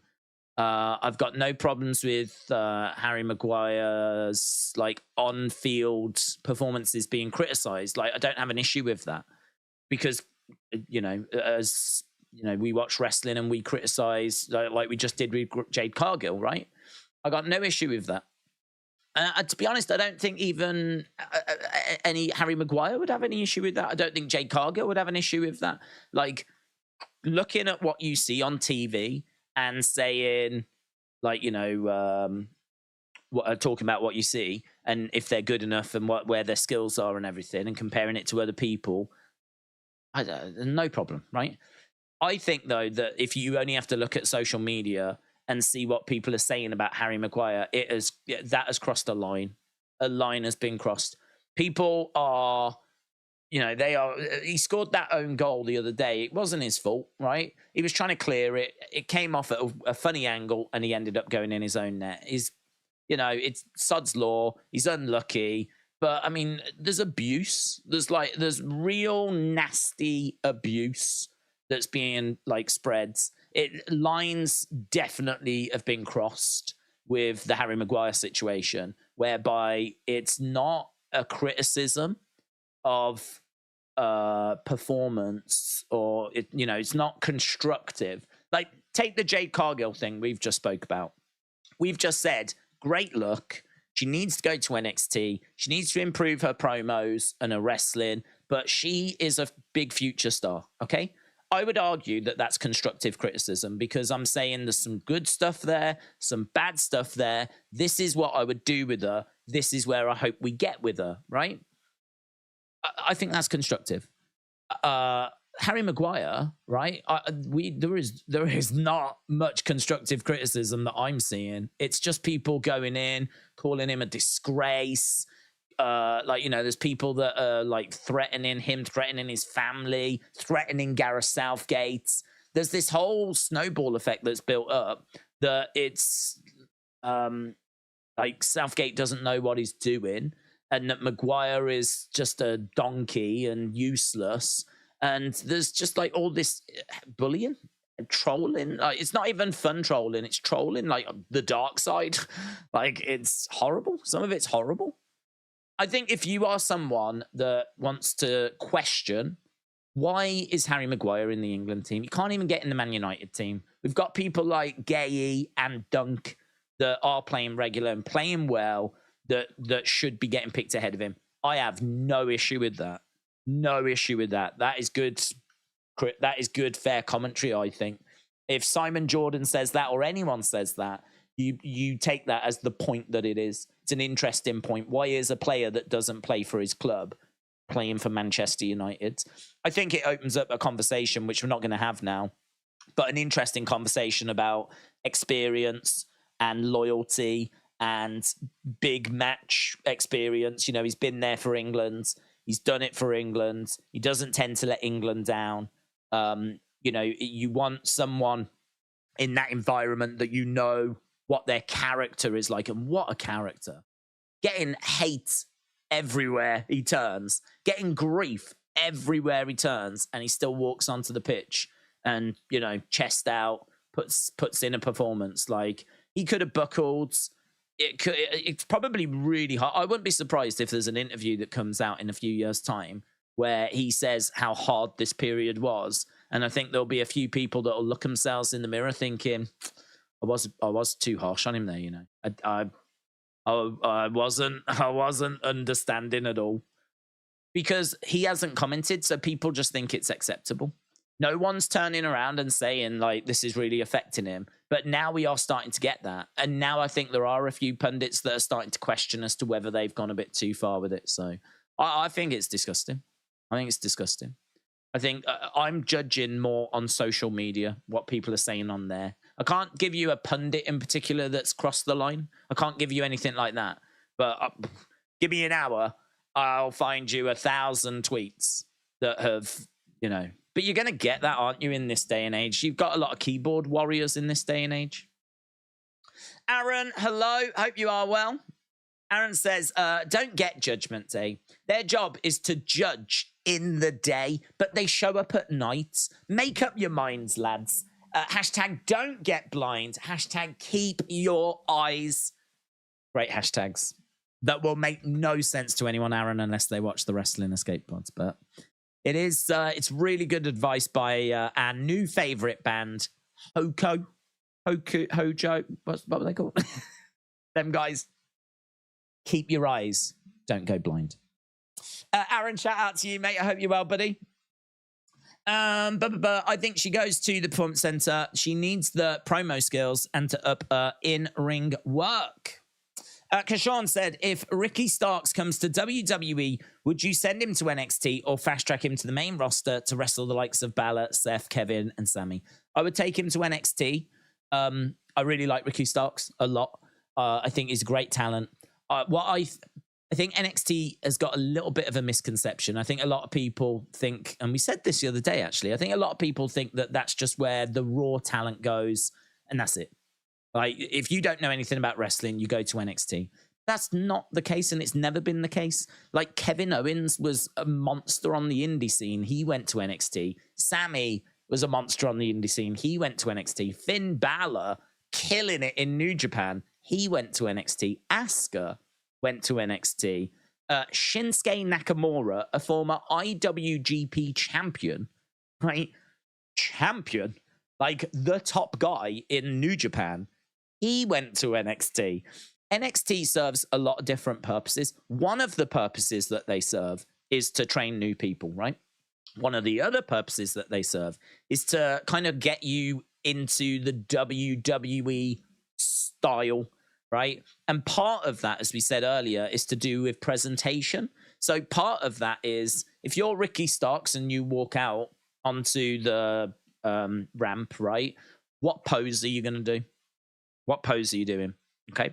Then you make your way down to the ring. You get onto the edge of the ring. What pose are you going to do? When you begin a match, how are you going to look to begin a match? What's the move set that you're going to look to employ? How are you going to build it? What are you going to do? What spots have you got? Or what will you do before we go to a commercial break, right? Because we know that like suicide dives and all that kind of stuff, sentons to the outside, all that kind of stuff, they always do something big so that when you come back from the commercial break, you know, hopefully then people are still around, right? You've kept them fans around. Promos, do you know what words you can say? Do you know what words you can't say? I'm not even talking about hospital and all of that, but we can get into that. But I'm talking more about the bad language that you can use and the bad language that you can't use. Do you know, like, how to address the hard cam, where the hard cam is?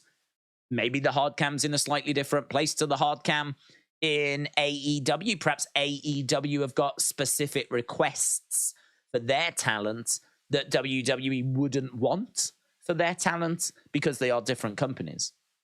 So the WWE way of doing things is something which I think would be really harsh for someone to have to learn on the main roster. I think it would be really harsh for them to go to the main roster and be forced to, you know, be thrown in front of these big arenas full of people and also have to try to learn this stuff as they're going along. Why not just give them like 6 months, if that, down in NXT, away from the pressure, away from the bright lights, the intensity, put them down in NXT and give them the opportunity to learn the stuff they need to learn, the basics that they need in order to succeed on the main roster. Going from AEW to WWE's main roster is like running a corner shop and then going and becoming a supermarket manager. It's like being the manager of a flipping Walgreens and then becoming the manager of a Walmart. It's the same sort of thing, but on a different level, completely different level. You need training in your social media, so much stuff. So yeah, this idea that going to NXT is like a disrespect, a knock. It's not. It's not. It shouldn't be seen that way.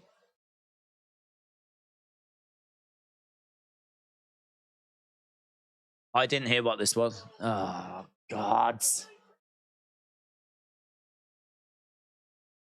Literally the worst thing that's happened to WWE in the past, I don't know how many years. Ever. I mean, I got to flip and listen to his 5-year-old commentary.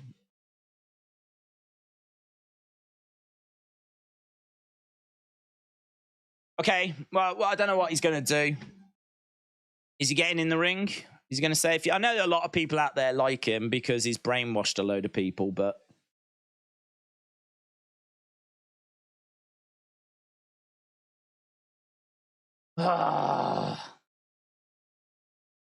but can you smell what The Rock is cooking? Well, I'll tell you what. If The Rock comes out now, that'll take the bad taste out of my mouth.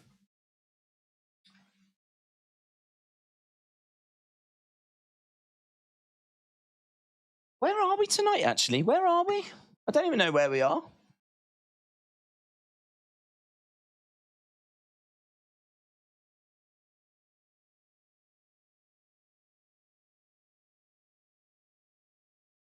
Where are we tonight?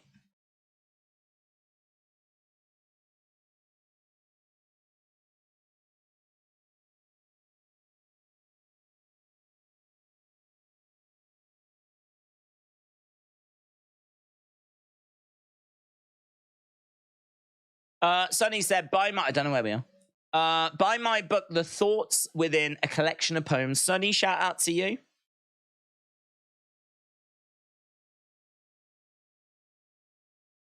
Okay, we're just killing time.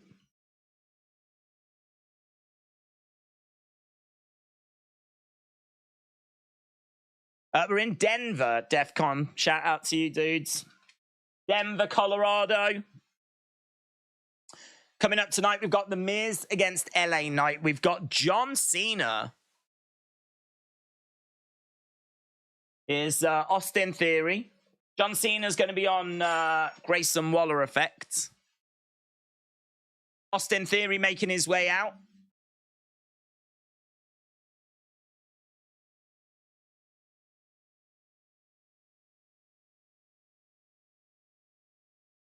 He's looking good, Theory, and he's looking ripped, man.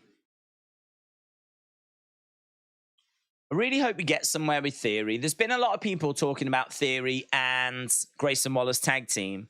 And if they do go their separate ways, then Theory becoming a babyface could be a lot of fun, man.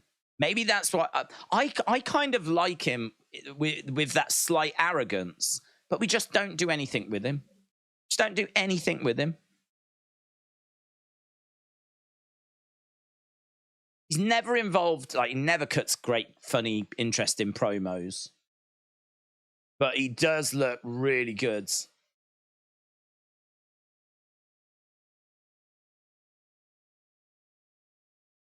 This isn't SmackDown. This is Austin Theory Live.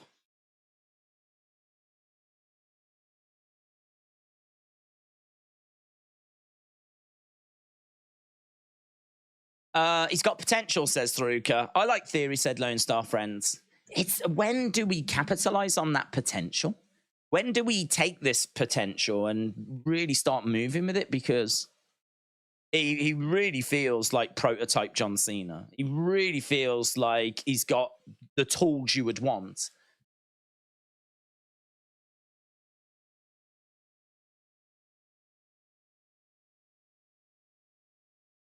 There's nothing I can't do, says Austin Theory.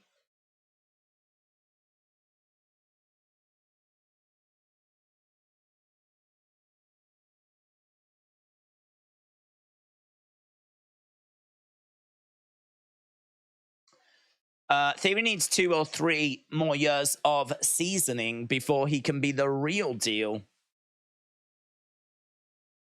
Could just be that, couldn't it? Could just be, as you say, experience.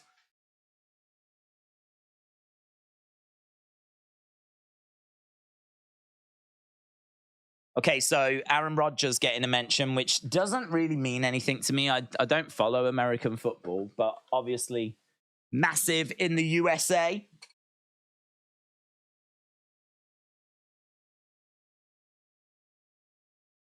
He needs Paul Heyman, said Jeremiah.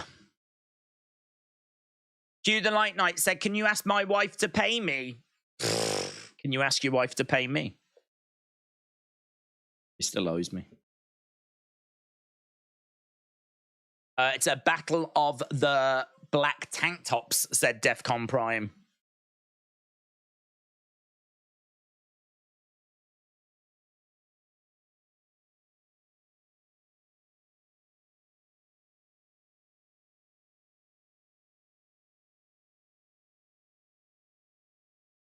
This is literally about as interesting as watching paint dry.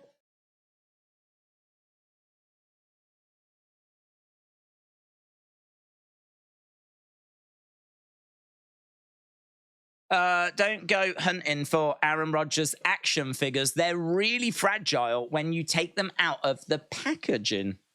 They even do them. They do NFL figures.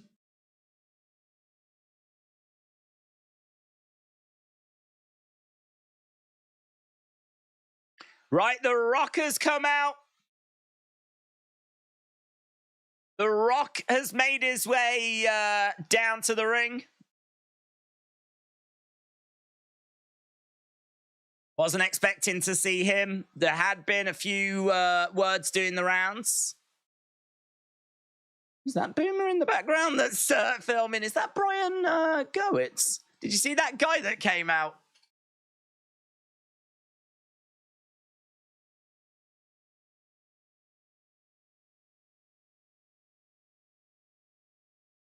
Okay, so The Rock making his way down to the ring.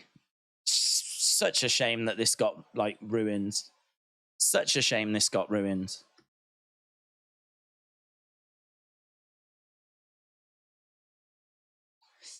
The Rock, now he shows up. I didn't expect him to return tonight, said Tharuka. I think it's just a one-off. The Rock's here to beg for money, said Jim.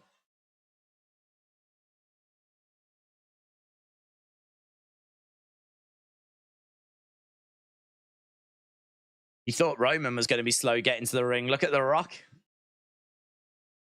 He's drinking this all in.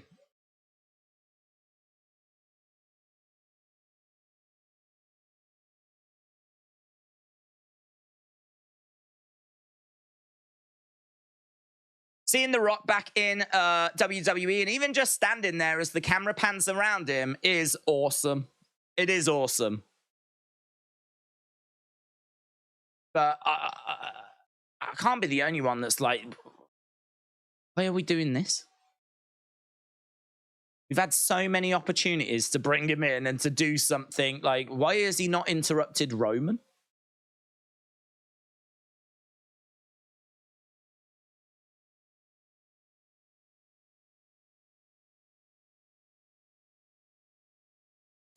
The Rock is literally a rock now. He's a walking statue.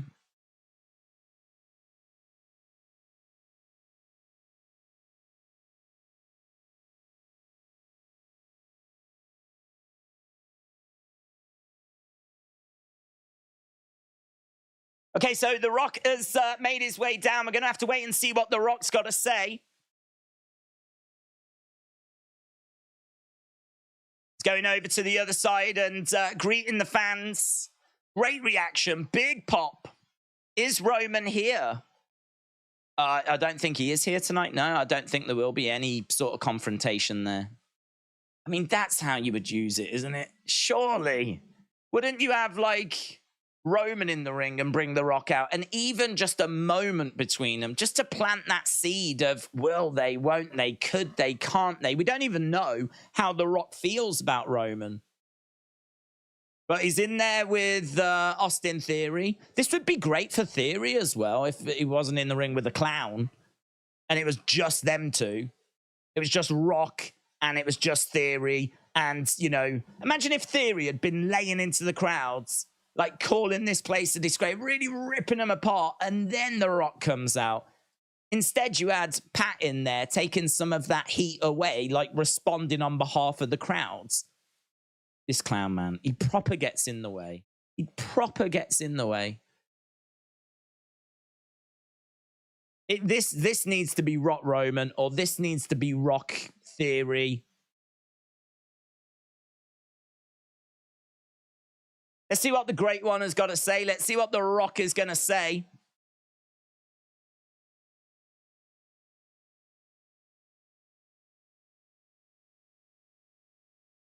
You know whose ring you're in, says Theory.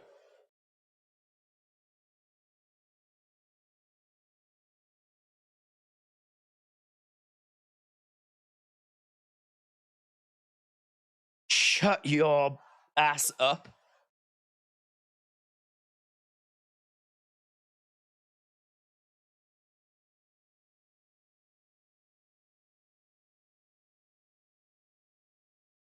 You clearly don't know how all of this works.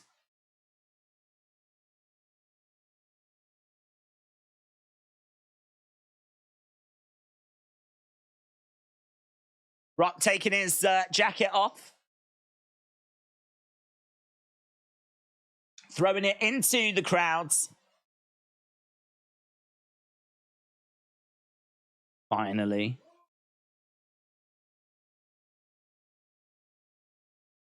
Finally, The Rock has come back to Denver. The LA Knight's wetting himself, isn't he, backstage?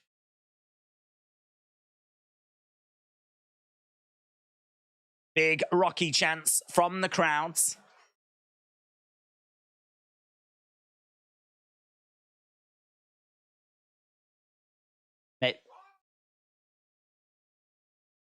Austin Theory said maybe I should try it. He goes, finally! And the crowd boo him out the building.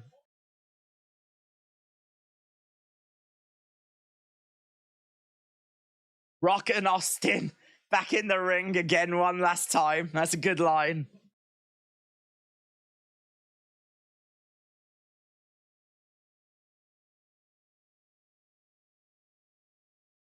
I'm going to be the entire Mount Rushmore, says Austin Theory.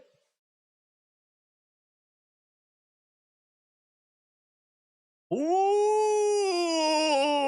Theory cuts the Rock off, man. It doesn't matter, Rock says. Damn. Damn. Good.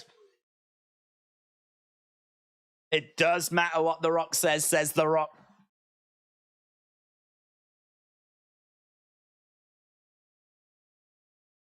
It matters what the people say.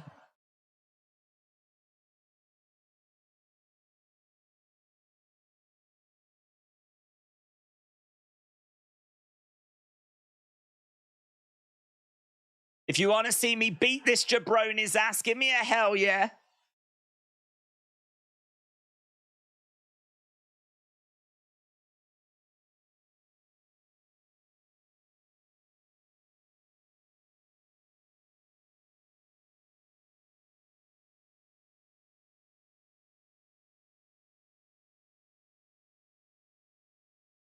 You're Austin Theory.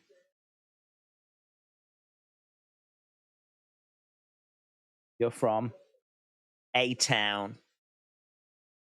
You're damn right.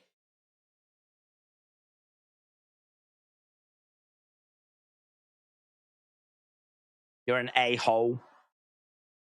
No, I'm not. There we go. No, I'm not. You're from A-Town. You're clearly an a-hole.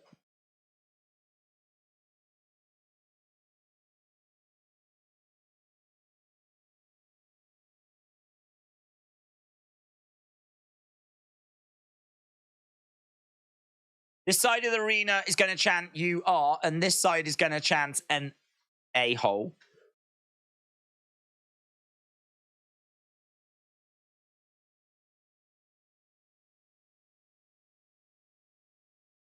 Okay, so the crowd are chanting away.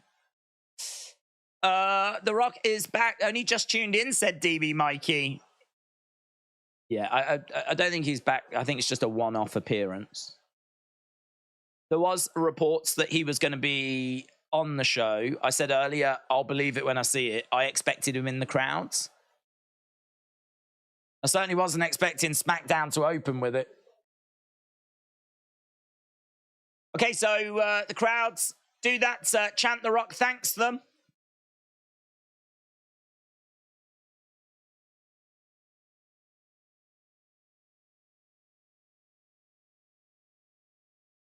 And now we're doing it again, but on the other side. He is meant to be feuding with Cena one last time. Don't care about Rock Omos is a money match. The arena is a packed full arena. It's not half full, said Travis. PG era sucks.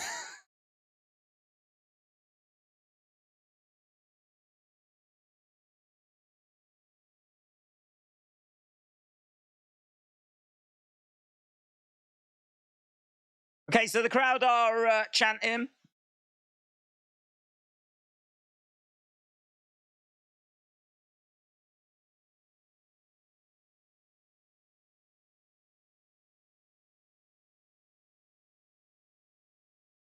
It can talk. Can this stop soon? Said King Yeti.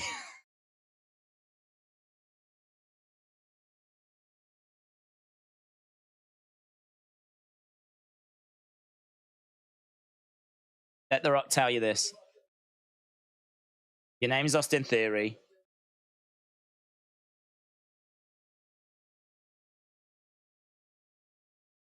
You come out here on The Rock show, the People show, you run down the people.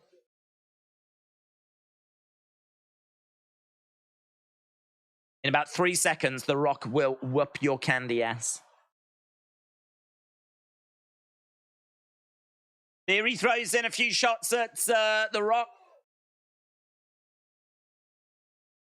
Rock. Spinebuster to Austin Theory.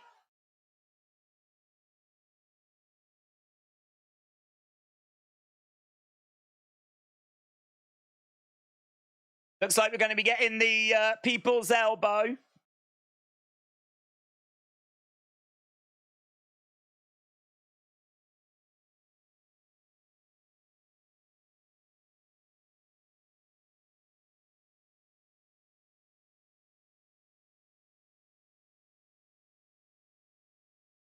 Rock goes against the ropes.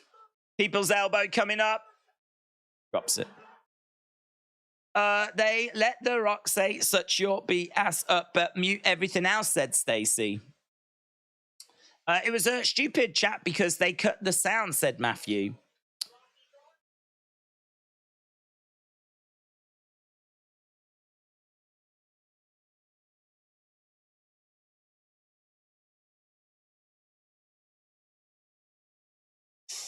Can Stone Cold come out as well? What happened to The Rock's voice? Cross Bros said, "By SmackDown Live is awesome. The Rock, Dwayne Johnson.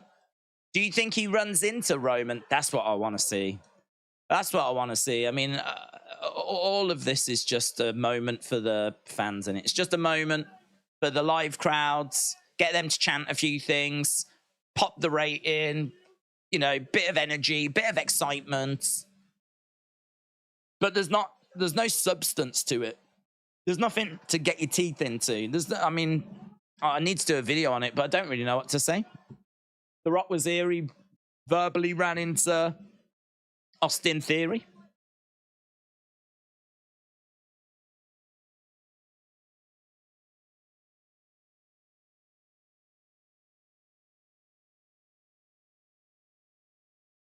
But that's all I can say, innit? I don't think it's leading anywhere. I don't think he's back. I don't think this is going to lead to Rock versus Austin Theory. I don't think any of those things. It was a pointless moment, said Redemption. Well, I mean, look, it's I wouldn't say it was pointless because what you've done is you've energized the crowds. You've sent a message out on social media that, you know, I'd imagine The Rock's going to be trending right now. It's going to be a lot of excitement around that. It's going to boost your ratings. Has it actually done anything? Has it actually achieved anything? I mean, I don't think so. I think it's just a moment. But, you know, the majority of the times that The Rock turns up, it's this. He comes out and, you know, it's just a nice moment. Sometimes you don't need things to lead to other stuff. Sometimes you don't need more. Sometimes just a nice moment, you know, like a WrestleMania moment. Or like sometimes just a SmackDown moment is fine. Like that is fine. My only criticism of that is, as people know, I would not have had Pat in the ring. He completely got in the way for me. I think that would have been so much more impactful if Austin Theory had just for the first 5 minutes come out and just run this crowd down, just really laid into them. But the fact that he was in there with Pat and Pat could actually stand up for the crowds sort of meant like when The Rock came out, it didn't quite hit the exact same as it would have because there was already someone there that was standing up for the crowds. Whereas had Austin Theory had just been going off pointing out like, you need to lose some weight. Like, you know, have you ever thought about a facelift, madam? Like, you know, why is this crowd so ugly? Just absolutely just for 5 minutes ripped into them, ripped into their sports team, done all of that stuff. And then The Rock came out. I think that would have been better. But, you know, that's not the way that it played out. But it's, I get that Pat's a big deal in America. I get that he's a big star. He's got a big platform. There'll be people that will be excited to see him as well. But for me, that segment would have been much better without him. Let's go. Let's do a quick video.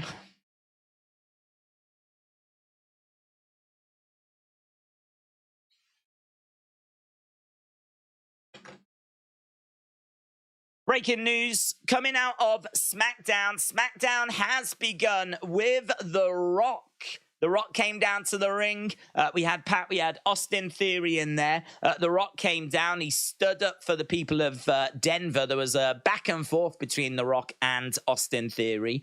I must admit, it was not the strongest of segments. It was electrifying because obviously it's The Rock.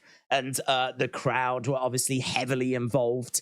But this didn't really go anywhere. There wasn't really much to this. He just got the crowd to like chant at Austin Theory. He said that he was an a-hole from A-Town.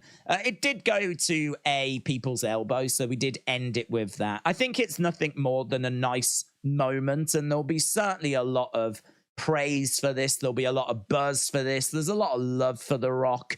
I can't help but look at this segment, though, and think about what could have been.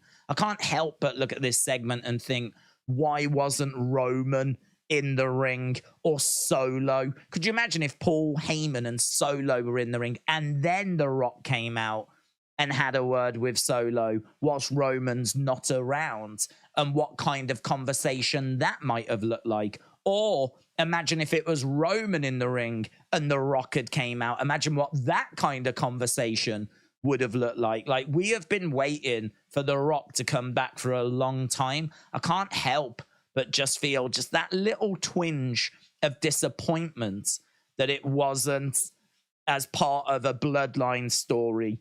He came back and we just did a little thing with Austin Theory. And I don't think it's going to be anything more than that at this stage. You know, it feels like one of those ratings bumps, one of those kind of shock moments.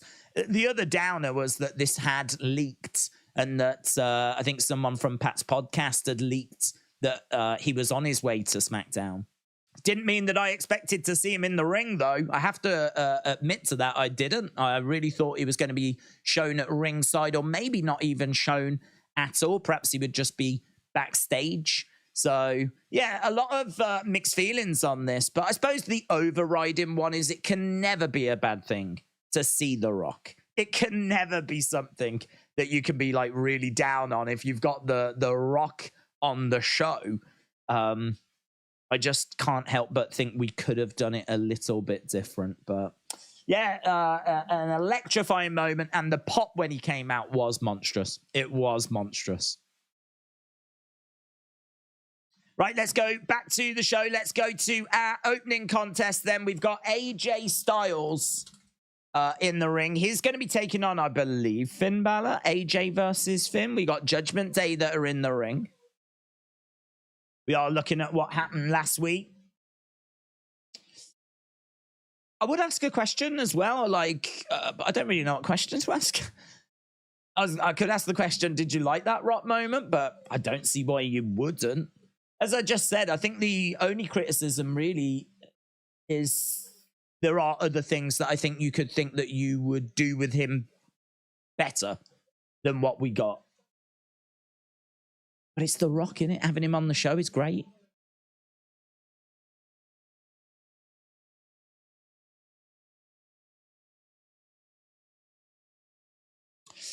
He should come and rock bottom everyone all show, said Zoe Killer. Dr. Brad Wessex said, I feel like I'm 10 again with The Rock, John Cena, and Rey Mysterio all on the same show. Ellis Stubbs said, for me, there's nothing significant to complain about. It's The Rock. He appeared on WWE. It's surreal. Pat didn't have to look like a deer in the headlights, but it's still The Rock. Do you know what? I am actually going to just give Pat a little bit of praise, right? Not really much praise. Don't hold your breath. What could he have done? You know, what could he have done? I mean, if I was in his situation and I'm in the ring when The Rock's doing that, all I can do is just stand in the background and look amazed. That's really, I don't know what else you could do other than get out of the ring and just leave them to it, which is really what he should have done. But for his brand, you know, all the pictures of The Rock, you know, he's going to want to be in the background of those, isn't he? He's going to want to be in the background. And as I said, like, for me, he's nothing. But for people in America, I understand that he is a big star. He is someone that people get excited about when they see him. I mean, he got a reaction when he came out. He's got one of the biggest podcasts. I can't say he hasn't. So I can sort of understand why he stayed in the ring as well. So I don't know what else he could have done, to be honest. I don't know how else he could have played it.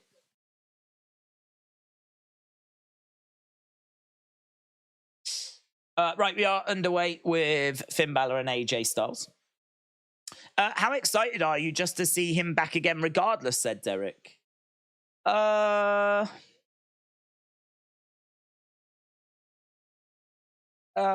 about, I don't know, like eight, something like that.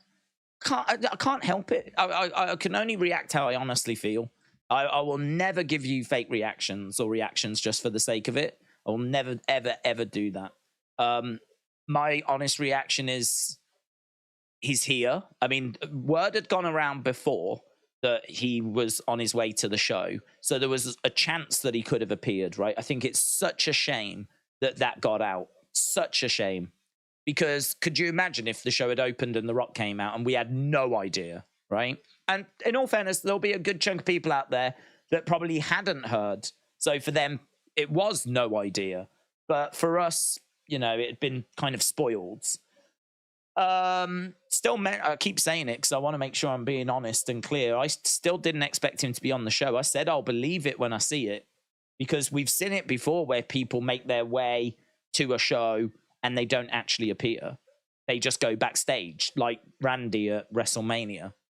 That's an example of where someone went to a show and there was lots of reports. Did you hear Randy's going to WrestleMania? Randy's going to be at WrestleMania. And then we don't see him because he just hung around backstage. So, you know, my feeling was that The Rock could be a similar situation. Proved that he was on the show. He's a massive star. You never quite know what you're going to get when he's on the show. You know that it's going to be a captivating segment. But to see Pat and Theory in the ring, I must admit, there was just a list of people in my head that I was like, I wish it was this, I wish it was that, I wish it was Solo, I wish it was Roman, I definitely wish it was Bloodline. I'd even have took Jimmy. Imagine Jimmy in the ring trying to explain to the crowd like why he's gone back to the Bloodline, and then The Rock comes out. I feel like that segment is a nothing segment, if I'm being honest. There was nothing to it. He got the crowd to chant at Austin Theory. That was it. And then like they brawled and he hit a people's elbow. It'll go viral. It'll boost the ratings. There'll be plenty of praise for it. But there's no meat on the bone. There's nothing really there, right? It's just you got to see The Rock on TV, right?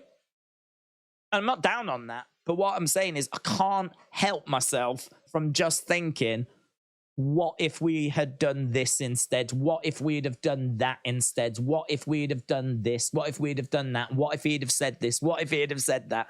What if it had just played into that Bloodline story even just a little bit? You know, you've got Jimmy talking about, you guys, I don't know why you're booing me. You don't know how hard it is to be me. You don't know what it's like in this family. None of you can sympathize with what it's like in this family. You don't know what it's like to be in this family. The pressure that comes with being in this family. It's a hard place to be. And he goes off talking about family. If you smell, here's someone that knows what it's like to be in that family. Out comes The Rock. And then you get a real interesting conversation between The Rock and Jimmy Uso, right? And I don't know where that would lead. And I don't know what that conversation would look like, but you could certainly have some fun with it.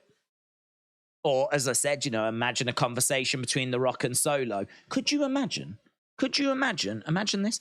Imagine if Solo went to go for The Rock and The Rock proper flinched, right? Nothing happens, but Solo just momentarily went and The Rock reacted like,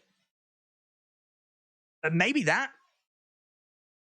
And Solo smiles and The Rock sort of looks at the stance he's gone in and just slowly drops his hands back down again. That would send a message that even The Rock gets nervous around Solo Sikoa. That would have been better than what we just got, because that just builds Solo up. What has that done for Austin Theory? What did that segment actually achieve for Austin Theory? But could you imagine if The Rock reacted to like Solo or something, and then the message went out, even The Rock gets a bit jittery around the enforcer, Solo Sikoa. Like, that could have been good. And let's not even get started on The Rock and Roman. Let's not even get started on that interaction. It's a fun moment. It's I agree with what LS Dub said. There's not really anything that you can be down on, right?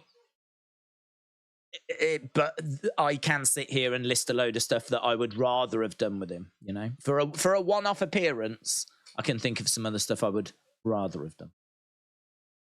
But we're moving on. We move forward and we go with Finn and AJ. Netbreaker.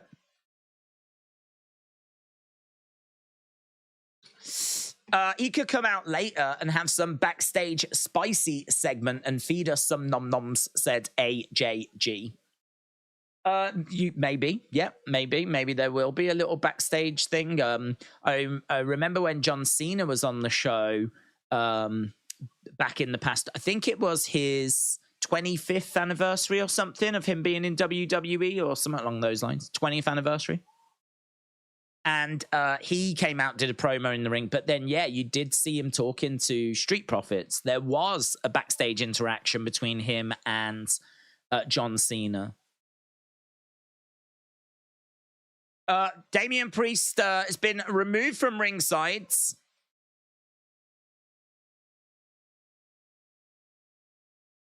So Damian is removed. Dominic is removed. AJ on the outside of the ring. Forearm strike to Finn Balor. AJ springboards. Finn moves out the way.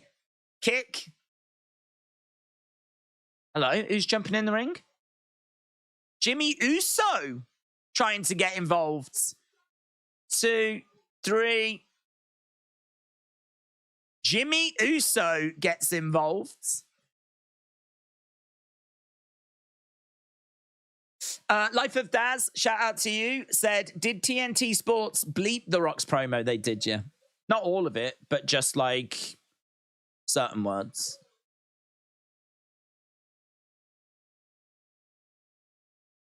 The first SmackDown, under Endeavor, they had to go big. So who do they arguably get? The biggest star WWE had, says Macca Rice. Rock and Cena on the same show, said Tharuka. Right, we're done with our opening match. It's a win for Finn after Jimmy Uso got involved. Did those two wrestle in Japan as Bullet Club? This is an incredible matchup. I believe they did compete over there. But we've seen it in WWE as well. Coach Co, shout out to you, said, if you could see the world through someone else's eyes, would you understand them better or realize that you both see a different world altogether? Deep. Love it. Days, what matches could have seen at Payback? Fans, I wanted to see Roman defend his belt and even the IC title. Why weren't they defended? Well, the IC title wasn't defended because I think it was, we have been seeing this. They're trying to build up the shows so that they're not just building up premium live events. They're trying to make Raw and SmackDown a big deal as well. Certainly at the moment where they're trying to get TV ratings and they're trying to get a good new TV deal.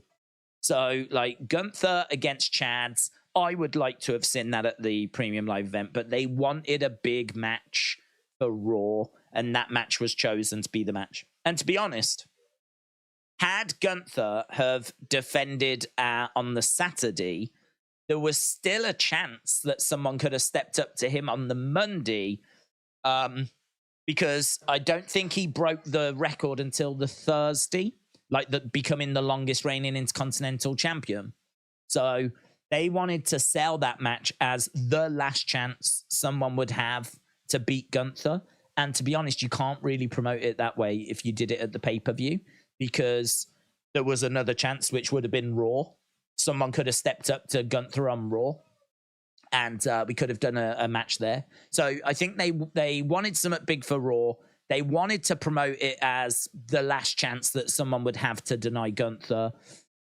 So I'm going to let them off on that. I think I can see reasons why it wasn't put onto the show. And we know that Roman just works a reduced schedule. I mean, that's that. Roman only works a certain number of dates.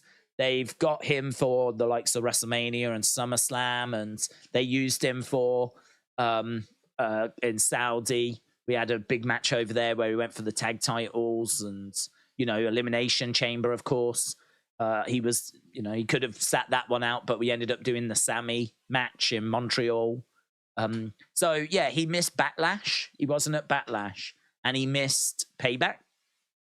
So it's definitely frustrating, but that's a contract issue. That's, he's such a big name, such a big star. There's not much WWE can do. He's got the contract he's got, on the money he's on, and he only has to work certain dates. It is a source of frustration for a lot of people, actually. There's a lot of people that really want to see Roman defend that title more. I think he should defend it 12 times a year. And to be honest, I don't even mind if you include house shows on that. As long as we get to see the house show in some description, as long as there's some way that match still gets shown, 12 times a year, I don't think is much to ask. Don't think it's much to ask at all. But yeah, if they were still to do, say, network specials, and one of those specials was a house show in, say, Madison Square Garden, and Roman defended the title there, I would count that as one of the 12. I would have no problem with that. But we don't even get that. So I'm a big believer in you defend it once a month. You defend it 12 times a year, every 30 days. That was kind of the unofficial rule, but I don't know if it is anymore. Right, we are backstage with The Rock. Let's see if we do get fed a little bit more here.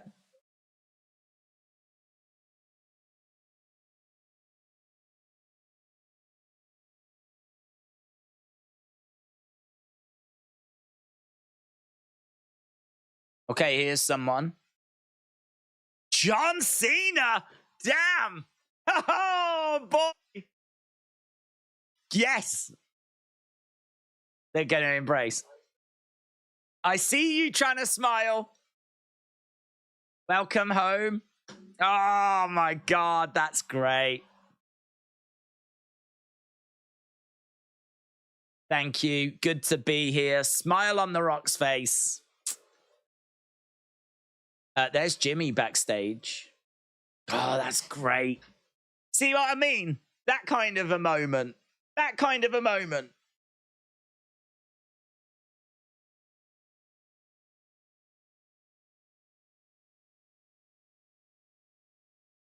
That's great. That's a great moment in it. Paul Heyman's in the background watching on.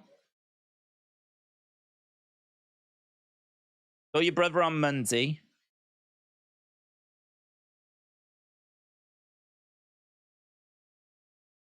I miss my brothers all the time, says Finn. He didn't say no about joining Judgment Day.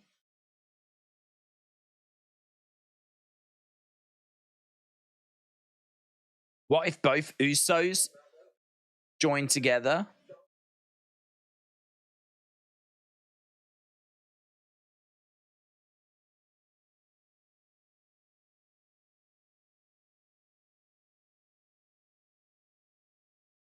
There's no leaders in Judgment Day.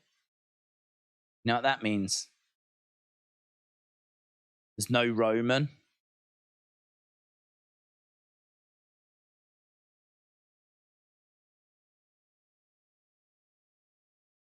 All coming over now. Oh, we didn't hear what Paul had. Why did we cut off what Paul had to say?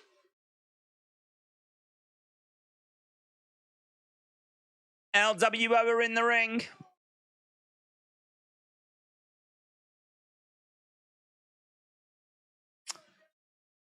That Rock Cena moment is so good. It's just a lovely little moment, and it's seeing two of the absolute all-time best just have a little moment. That was brilliant. Okay, we got LWO in the ring.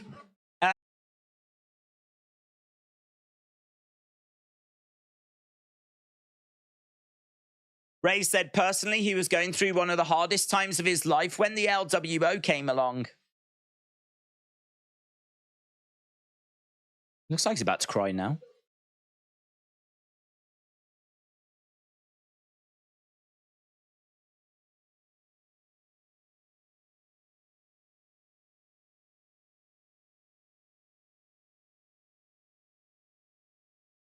Ray says now he's the United States champion.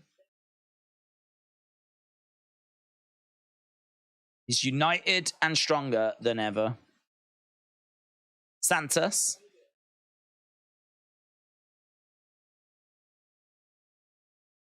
Our family are champions.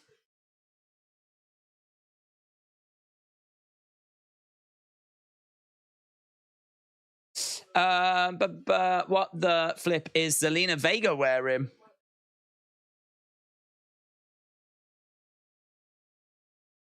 So what are we doing here?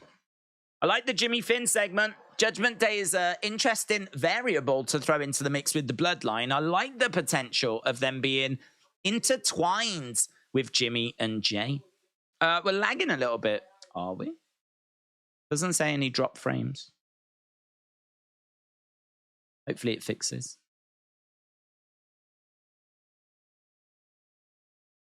Will you face me? So Santos asks for a shot.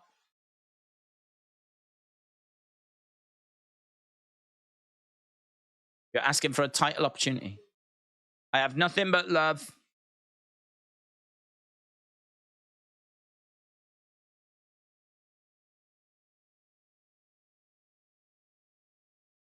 Ray said, you know I feel the same way. Of course, I accept. Oh, Bibbs. Bibbs is making his way out. John Cena, Rey Mysterio, The Rock, Bobby Lashley. Yeah, is it? Street Profits and Bibbs. At the moment, they're still just saying Bobby Lashley with the Street Profits.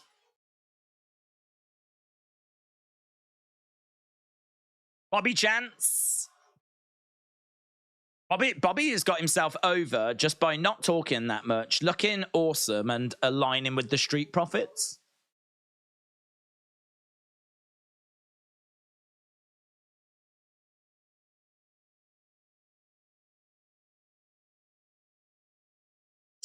Smackdown is must watch right now, said Gabriel. Undercover Manager said LWO is weak. It just doesn't seem like a credible group. They don't do much. And when they do, it's fighting between themselves in the name of honor. It's boring.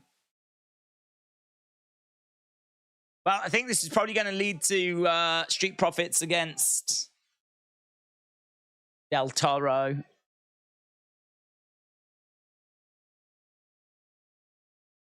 Let's go. LWO is always ready for a fight. Let's go. And that is exactly what we're going to be leading towards. Ref making his way down. As we go to commercial break. That is such a great moment. I've been critical of how we used The Rock at the start. I thought that it was really fun and exciting to see him. I'm certainly not down on seeing him, but I wasn't screaming the place down because of the fact that, I don't know, I just could think of other better ways to use him. But seeing him with John Cena backstage, that was great. I actually wish that had been a longer moment. I wish that had been a longer moment.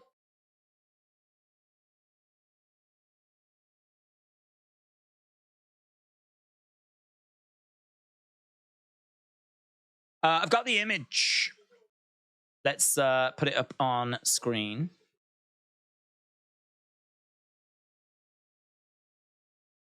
Look at that. That's really cool, isn't it? It's just a great moment. Two of the, I mean, like, for many people, both of these names are going to feature on a Mount Rushmore. So for many people, that is, you know, two of the absolute all-time greats embracing.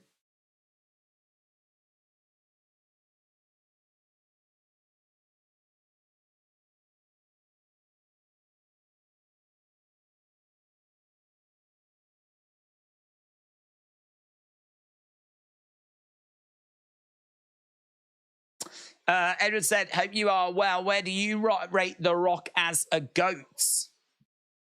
I think he's a GOAT when it comes to promos. I think star power, there's a few that are, not many, but I think there's a few you could argue are or were ahead of him. I mean, now that he's having the success at Hollywood, I mean, I don't know where he rates now, because his Hollywood success has definitely helped take him to a different level since he stopped competing, you know? I think about Hogan in the 80s. I feel like Hogan was a bigger star.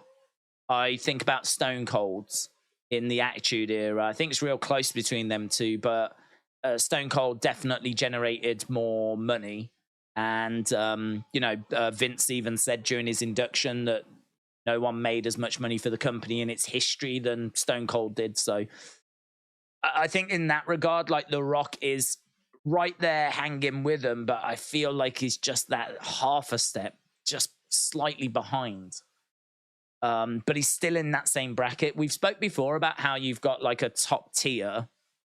And in that top tier, I would be putting the likes of Cena. I'd be putting the likes of Hogan. I'd be putting the likes of Roman. I'd be putting the likes of Stone Cold. Well, one of the names that has to go into that top tier has to be The Rock. I don't have him in that next tier below. I have him in that top tier. But if we're really getting into the meat and potatoes of sorting out that top tier, for me personally, I don't think The Rock would come out on top. I think you would have to be in that top tier, and you'd have to be the top of that top tier to be the GOAT. There can only be one greatest of all time. There can only be one that you say is the greatest of all time. I don't think you can have like multiple greatests of all time. You've got to put your balls on the line. Street Profits have already won, by the way.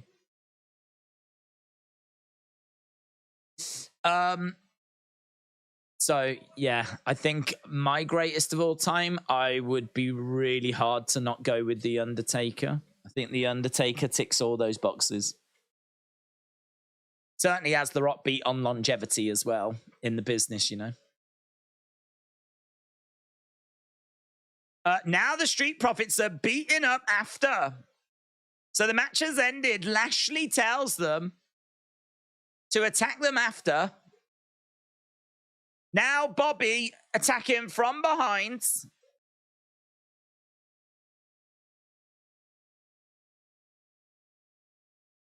Ray gets nailed by Dawkins. Ray goes down. You can make friends or you can make money. So Ray down in the ring. Street Profits are trying to be baddies. Trini said, The Rock's got nothing on Dirty Dom, you crazy people. The official heel turn of the Street Profits and Bobby.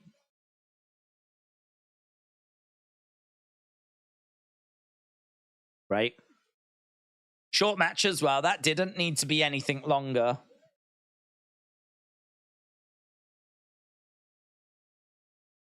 Coming up next, LA Knight takes on The Miz. LWO have been demoted to jobbers, said Justin. Travis said, I'm loving the change in the Street Profits. Ellis Stubbs said, I've always thought of Ric Flair as the Michael Jordan of pro wrestling in his prime. He had it all in spades. Some questionable steps, but I stand by him as my GOAT. I would agree with you as Ric Flair being maybe the GOAT of pro wrestling. I think a lot of his achievements were done in WCW and in NWA and away from WWE. I don't think you can think about Ric Flair without thinking about his NWA world title runs, you know? Thinking about the 80s and thinking about Starrcade and all that kind of stuff. I think that plays a massive part into Ric Flair. So for me, I would 100% agree. Ric Flair's maybe the one. I could think of a few other names, but Ric Flair's maybe the one when it comes to the GOAT of wrestling. But the GOAT of WWE, I'm not sure I can go with Ric Flair. I would go with The Undertaker. But maybe some would go with Ric Flair as the GOAT of WWE. Stone Cold is the true GOAT, said Wrestle with Andy. Rock will be out for this or see him backstage at least, said Thomas. Seeb said, how did you pop more for Nia than The Rock? I didn't know that Nia was coming, whereas there was a thought that The Rock is going to be on the show. And so as soon as Pat came out, then that definitely made me think, is there a chance we see The Rock? Are we going to see The Rock? So it was about expectation. As I said, that's one of the disappointments. I think whoever leaked the fact that Pat and Rock were on their way to SmackDown, I mean, I think there needs to be some serious words there, because that's a big surprise that unfortunately ended up getting spoiled. Mitchell said, Street Profits need new ring gear and a new entrance song if they're going to be heels. Dawkins, gear-wise. Also, AJ Styles is the GOAT. Alfredo said, I just tuned in. The Rock returns. They changing The Rock's theme. He's not like most boys. Very good. Is this the last time we'll see The Rock, or will we see him again next week? Oh, no, this is a one-off. I'm very confident this is just a one-off. This is just him coming in and just providing a moment. He's done it in the past as well, where he's come in. I remember him doing a little thing with Rusev.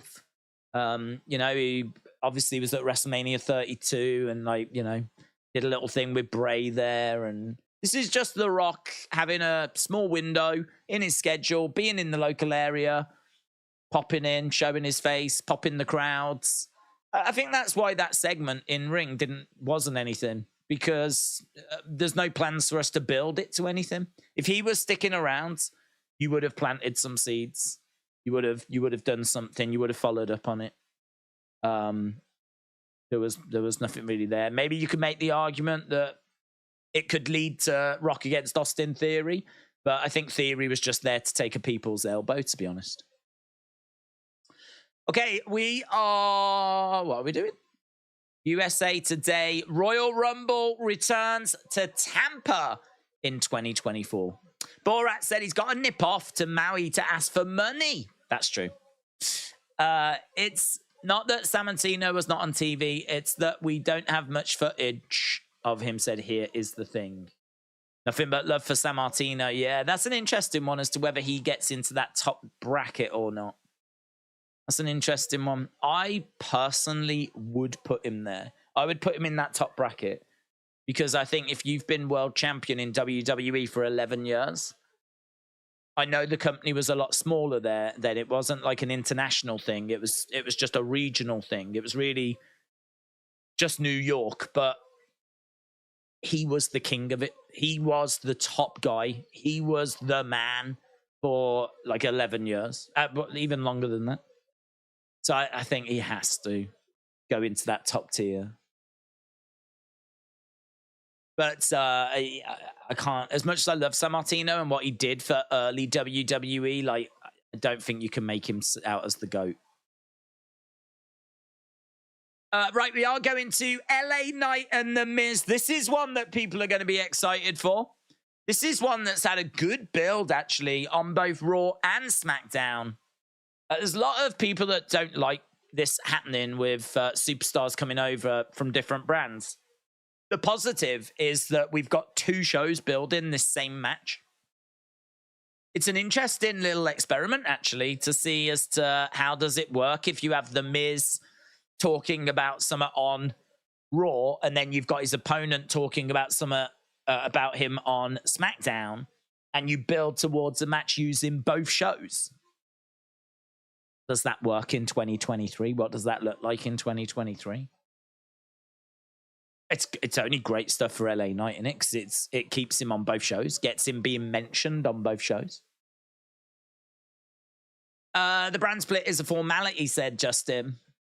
Trini said, it feels like HBK gets a Raw deal. He was good all round, in-ring, promo, star power, but he's never mentioned as frequently. I think the reason for that is because he was not often given the ball. You know, when we're talking about The Rock, we're talking, and Stone Cold, we're talking about people that were at the absolute top and had a run at the top and were in multiple main events and were carrying the show at different points. Sean definitely had a couple of runs with the title, but they're seen as really weak runs. They're seen as like, you know, the money that was being generated when he was on top was not great. He was seen as a bit of a weak champion. So he's someone that's got it all, apart from those multiple WrestleMania main events. He's someone that has amazing WrestleMania moments, and he is Mr. WrestleMania, and certainly did main event on a healthy number of occasions. But I don't know, man. You compare it to like what John Cena has done. You compare it to what Roman has done. The other thing as well is that his WrestleMania moments seem to be a bit spread, because he has a little bit kind of around the 90s. Then obviously there's a bit in the 2000s. You know, you compare that to Roman, where Roman pretty much every year for a solid period of time is main event in WrestleMania. Or you compare it to like Hogan, who for a solid period of time is like main event in WrestleMania. Or you compare it to Undertaker, who for 20 odd years was unbeaten at WrestleMania, and the streak, which became arguably bigger than the main event spot.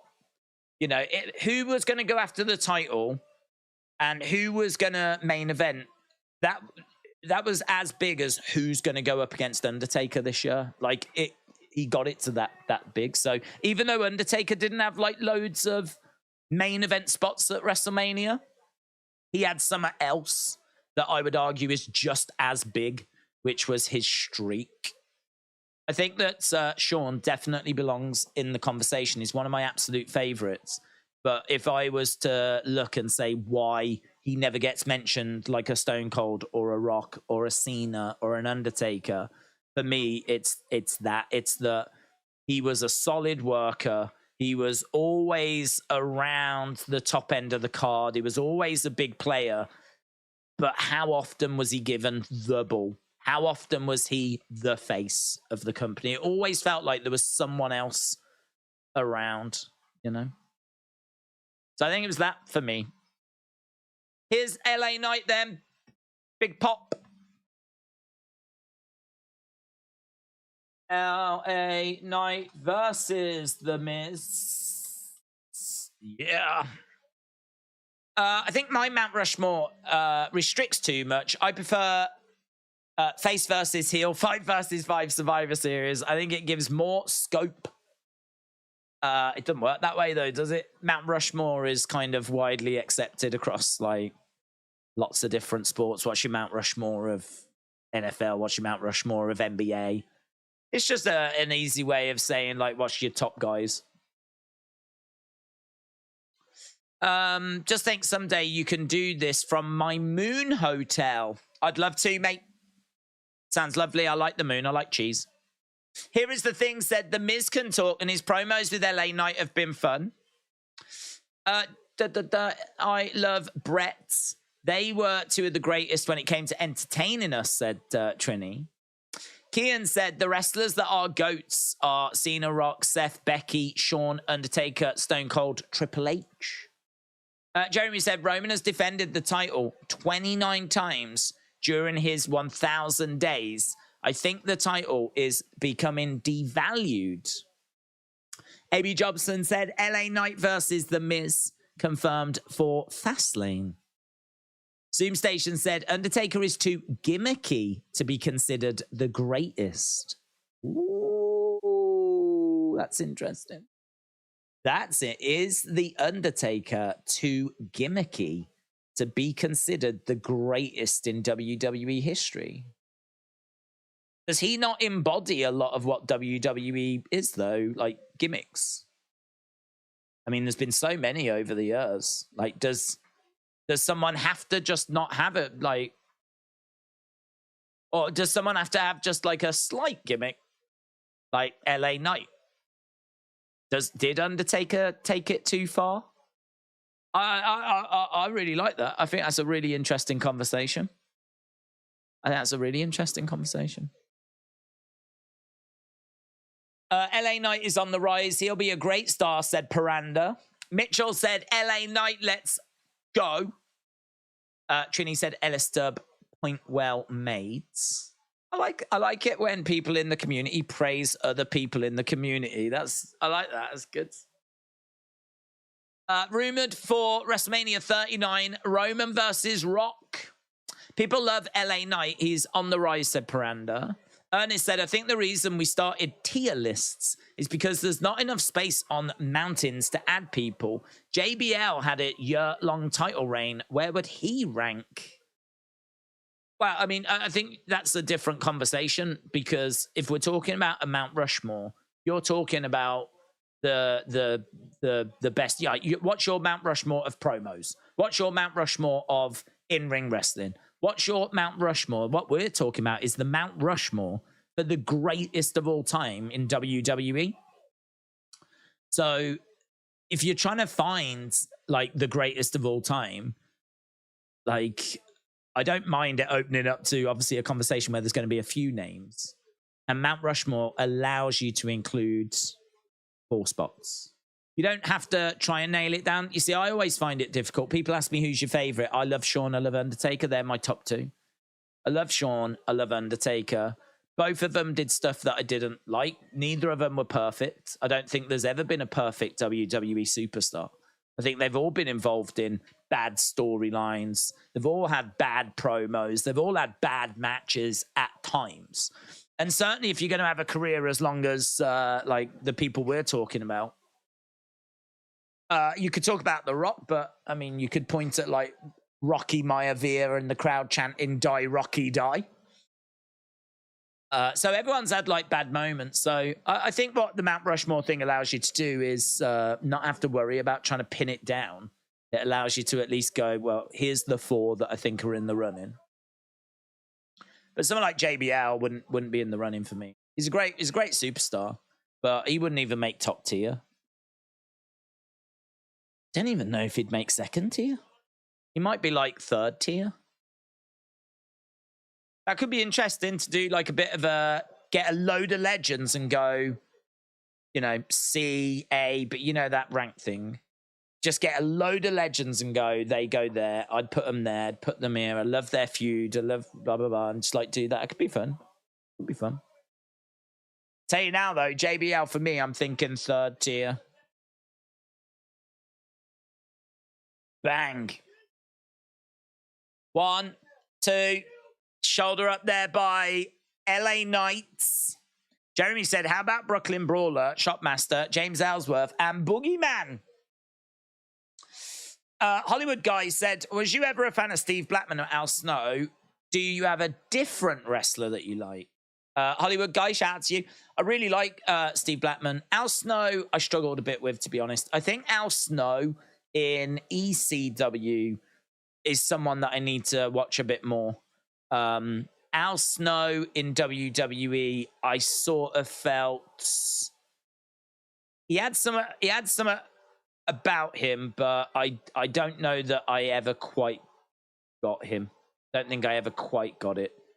You know, he was a bit crazed. He came down with head. He had a little something about him. He had it written on. I mean, he was a bit of a crazy guy, but and he could, you know, wrestle some decent matches. I mean, I would say he was solid for the mid card scene, but I can't say he was ever someone that I really got excited about seeing.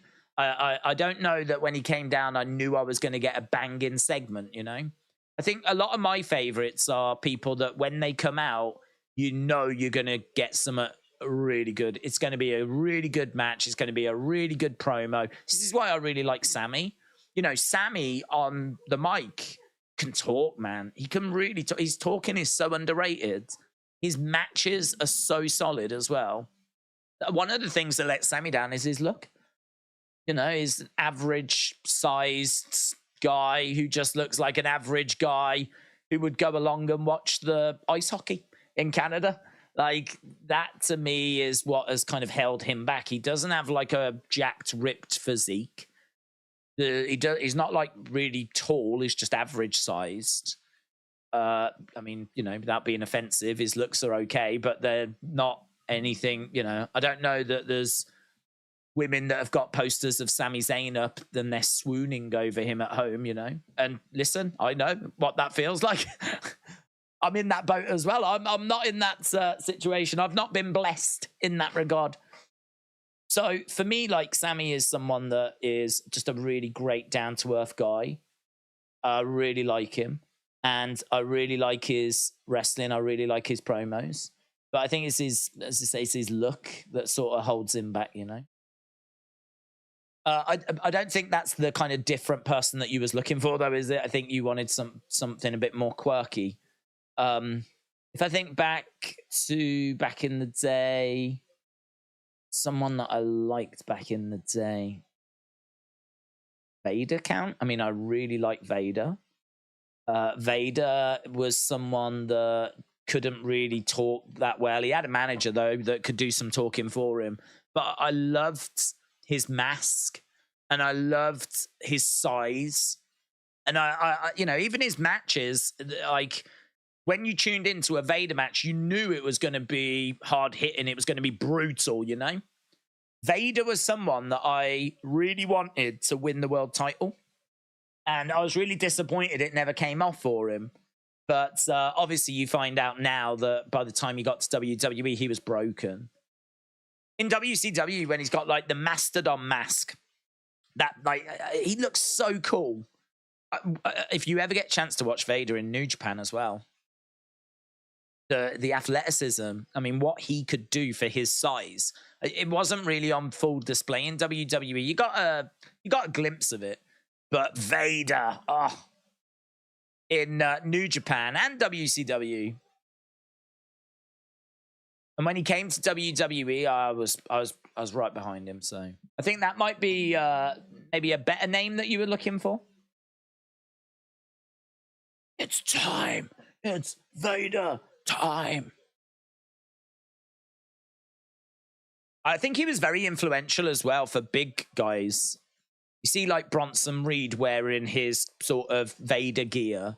Same with Bam Bam. I think both of them are really inspirational because it showed that you could be big, but you could still be athletic. Miz goes against the ropes. Kick coming in there by the Miz. King Yeti said, "What does everyone want?" Question mark. I didn't know where you was going with that. I was thinking McDonald's, but I know what the real answer is now. King Yeti, appreciate the support, my friends. Hope you are enjoying the show. Wrestle with Andy said, Quincy Elliott, Scripps, Duke the Dumpster Drozy, and Isaac Yankem. If you want to go to that era, you know what I'm going to say. You know what fits into that group perfectly, and I genuinely liked him. Adam Bomb. I really liked Adam Bomb. He had a really good size. I liked his gimmick of, like, you know, that kind of nuclear sort of imagery. And it was a cool name. Adam Bomb is a cool name. I mean, I look at him now and I'm like, yeah, I can't see that guy main event in WrestleMania. Roll up by The Miz. 2. He's got a handful of tights, but LA Knight kicks out. Kick coming in there by The Miz. He's grabbing LA Knight, plants him down, but LA Knight held onto the ropes. LA Knight had scouted that. He's on the outside of the ring. LA Knight through the rope, shoulder. Tackle, big boot by The Miz. I like the fact that they're allowing The Miz to have like a really good competitive match here. Like, no silliness. This match has had some time. And right now, The Miz double knees to LA Knight. 1, 2, shoulder up. It should be this way. I mean, The Miz has been made into a joke. I think a lot of people will be looking at this thinking, why is LA Knight struggling so much against The Miz? But The Miz is also a former world champion, WWE champion. He is someone that's been on the roster for a long time. He is a name. Crowd are chanting for LA Knight. Miz, when he's focused and when he really wants something, it should be difficult. Shot coming in there by LA. Miz trying to fire a shot back. Big right hands coming in by LA Knight. Kick coming in by The Miz. Miz going back against the ropes. Collides into LA Knight. LA Knight plants The Miz. Goes for the cover. 1, 2, 3. LA Knight picks up the win. LA Knight wins.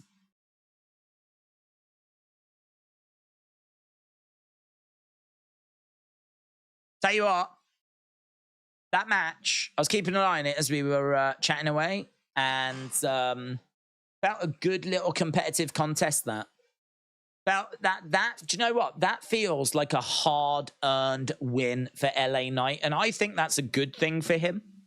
There'll be plenty of people saying like he shouldn't have struggled against The Miz, but that was a very dialed-in, very focused Miz. LA Knight just beat the best of The Miz, and it felt like hard work. LA Knight chants.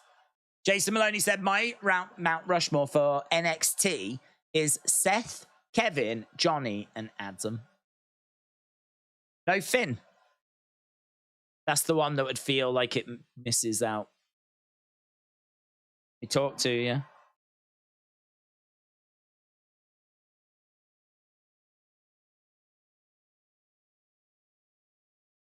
I told everyone. I said, I'm coming for golds.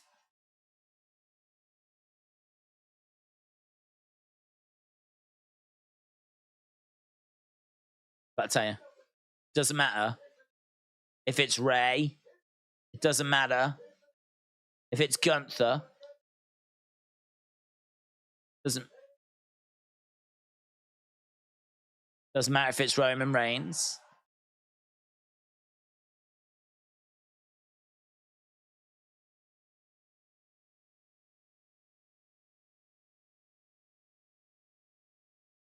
I'm easily top 2, and I ain't number 2.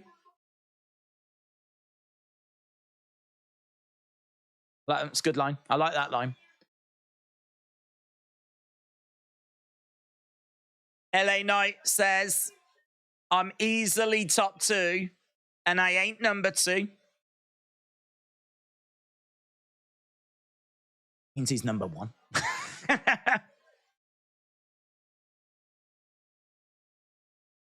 Okay, backstage is Solo and Heyman.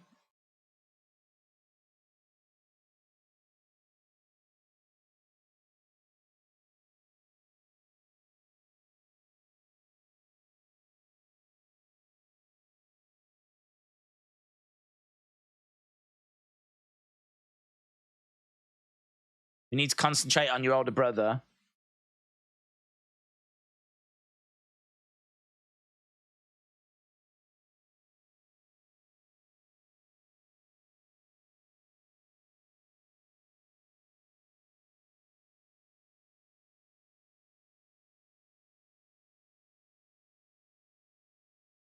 Jimmy thinks he's in the bloodline. Bloodline. It's not in the bloodline.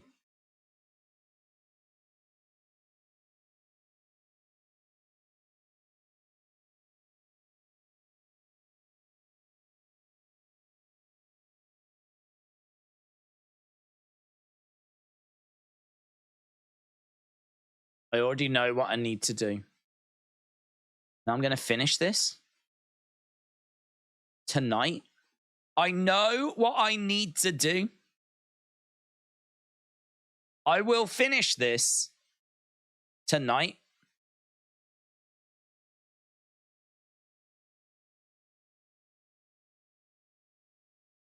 Cool, Roman. Oh, so Bloodline story is starting to get a bit more interesting again. Tell you what, this definitely feels like a show that they have really put some effort into, doesn't it?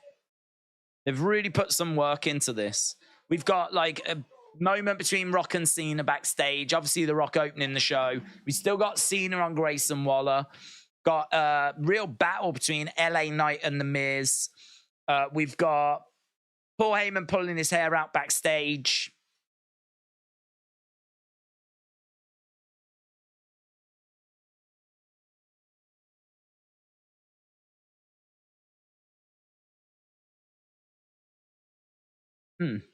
Is this the best SmackDown of the year, says Wrestle Andy? Not for me. Not for me. I'm sure I could find some scores that I was a bit higher on. Probably like when Roman's around and we've got some real juicy bloodline stuff going on. Although you do have to say that when the bloodline stuff was bubbling, like some of the rest of the show could be a little underwhelming. At least here we've had like a lot of stuff going on. That'd be an interesting one though. I'd have to like have a look back. It's not quite striking me as the best of the year, but it is certainly striking me as a very, very good episode. Very good episode. I think there will be plenty of people that do make that case that this is the best of the year. Jay is cutting deals with Judgment Day, says AB. Paulie is looking stately with the grey growing out, said Triton. Who gave that order?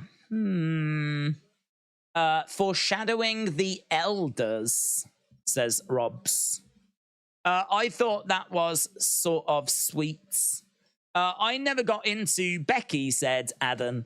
Why? It's just something about her I can't take seriously. I can't believe she was ever the man in WWE. I think she had a great moment and she's still running on the fumes of that. I think that she's not quite the same level that she was, but she is still right up there. And as we saw, you know, people are really invested in her, and her going after the women's title massively boosted NXT's ratings to like the biggest rating of the last 3 years. And if you think about all the main roster stars that have gone down there, I mean, the thing is, you see Becky on Raw, and Becky on Raw, you know, she'll bring in some ratings, but you know, Becky was on Raw. We didn't know what Becky was doing on Raw on Monday, and Raw did a 1.3. So it's ratings can be a little bit strange. But if you tell people that Becky is trying to win a title she's never won, and she's going down to NXT and taking on this Tiffany Stratton, who a lot of people probably haven't seen compete. Because we know that NXT tends to get, say, 600,000. We know that the Raw gets about 1.5, 1.7, normally 1.7, 1.8. It's a big difference. There's a lot of people out there that don't watch NXT. There's a lot of people. And that's easy for us to forget because we do. But there's a lot that don't. So, yeah, she's definitely got fans and people that care and people that wanted to see if she was going to do it. And she massively spiked the rating. And I think she'll be great for ratings going forward now that she is champion. I think that moment where she gets her nose broke and she looks like a badass, people like saw her as being really cool. Again, you could make the argument. A lot of people just wanted Becky to just get her flowers. A lot of people just wanted Becky to just get her opportunity. But if you look at like the opportunity Becky was getting, it was very limited compared to Charlotte, Sasha. Like they were getting all the opportunity and Becky was very much the forgotten one. And people were watching this girl like give her all and not like get anywhere. And the crowd wanted her to succeed. So as soon as she turned on Charlotte, that was a big moment at SummerSlam when she turned. That was big. And it was kind of a relief for the crowd. It was like, Becky's not messing around now. And not long after that, you get the broken nose and she looks cool. Do you know what I mean? Like, that's where it came from. We've got Pretty Deadly backstage.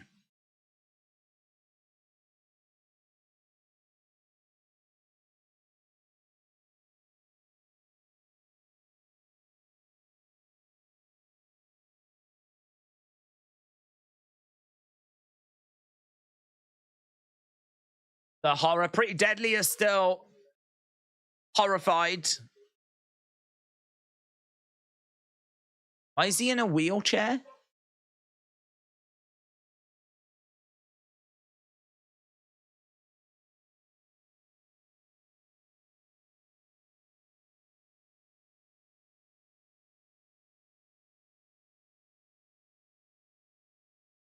He will be back. This boy.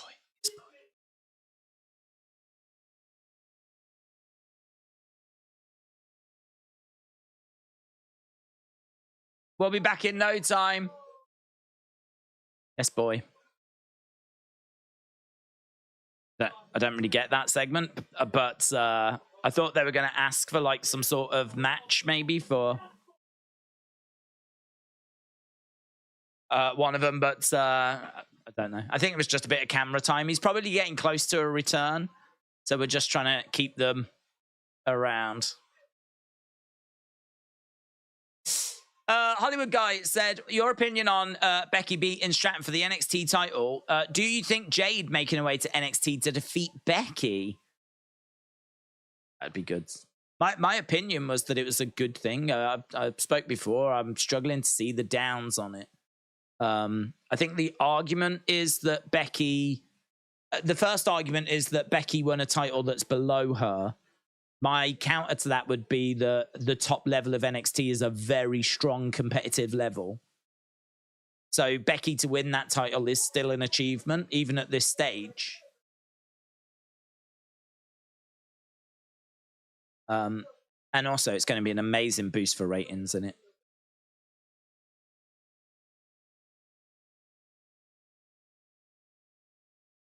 Bailey said, I hope Io's ready.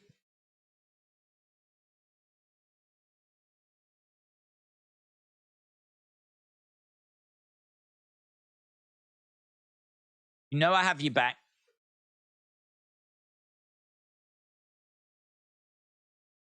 Are you ready for Asuka? You've been distracted by Shotzi. The real question is, are you ready?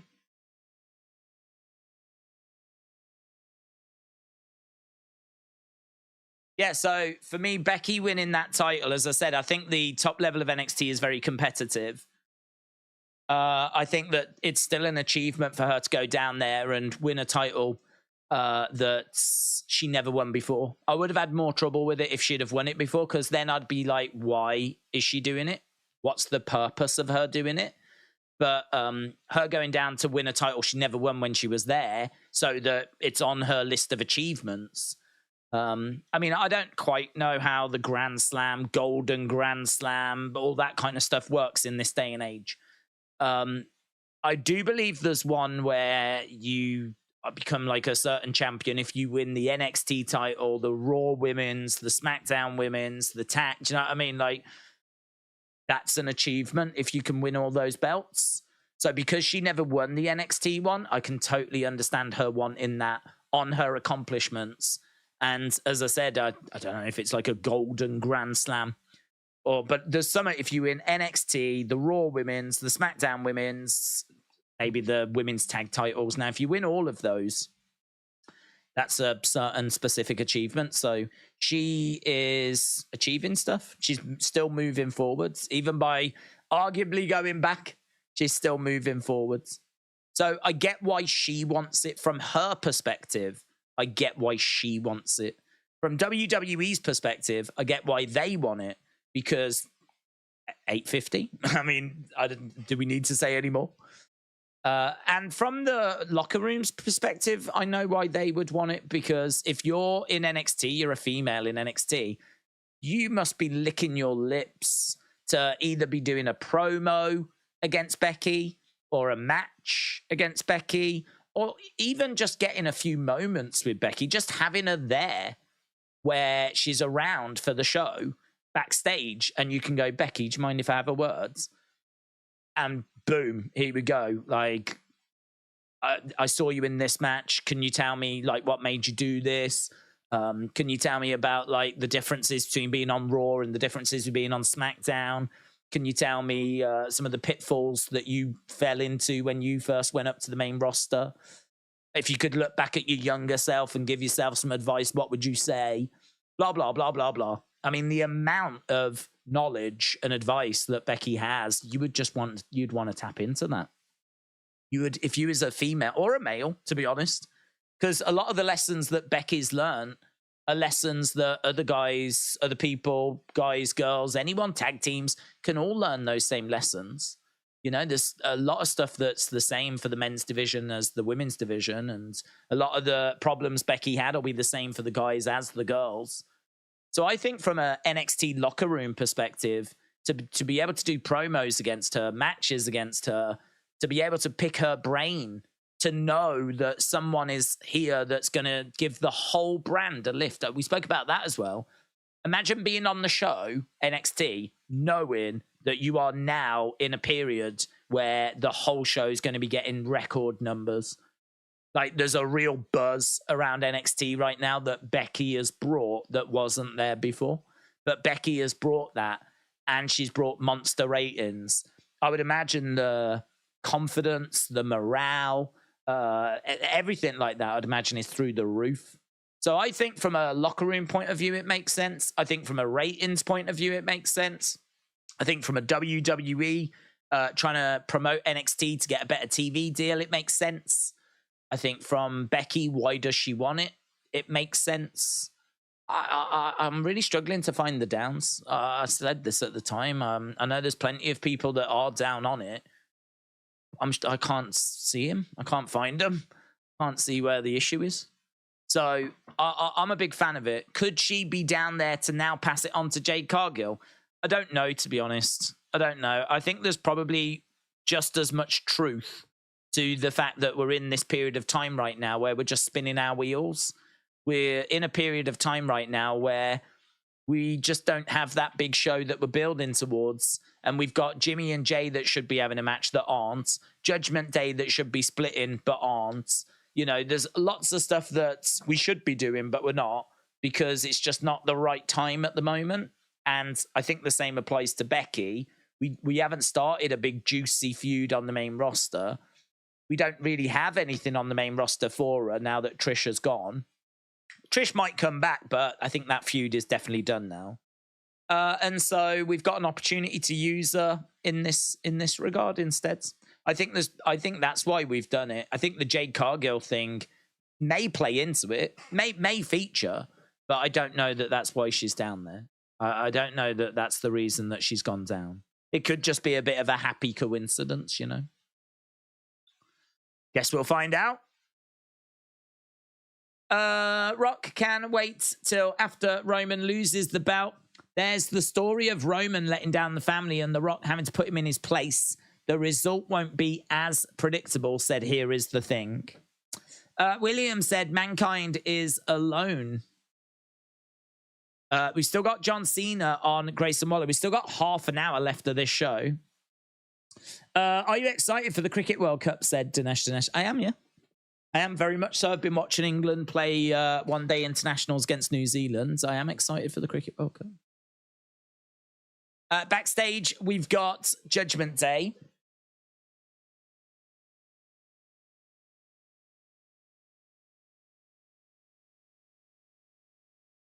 Back in the ring is Asuka. So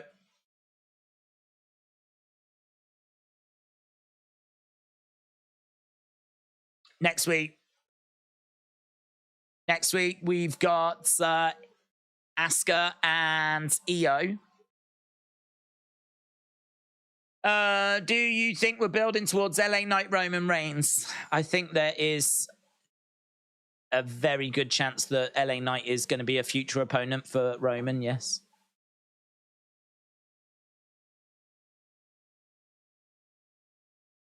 He mentioned Roman there. He's talking about golds. I think we can build towards him being an opponent, because we spoke about it before about how Bayley making her way down to the ring, just mocking the fans. Yeah, we spoke about how Logan just said a comment on a podcast and got to face Roman. So I think facing Roman it's not the hardest thing to do. We always need new challenges for Roman, right? But I think him beating Roman is a very different conversation.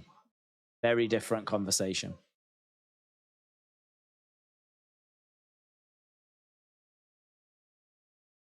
Okay, Asuka and Bayley in the ring. This is tonight's main event, apparently. So that means that John Cena on Grayson Waller is going to close out the show tonight. Shot coming in there by Asuka. So Asuka and Bayley.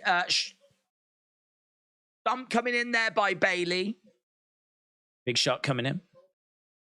Jarrett said Roman will wrestle LA Knight before the end of the year.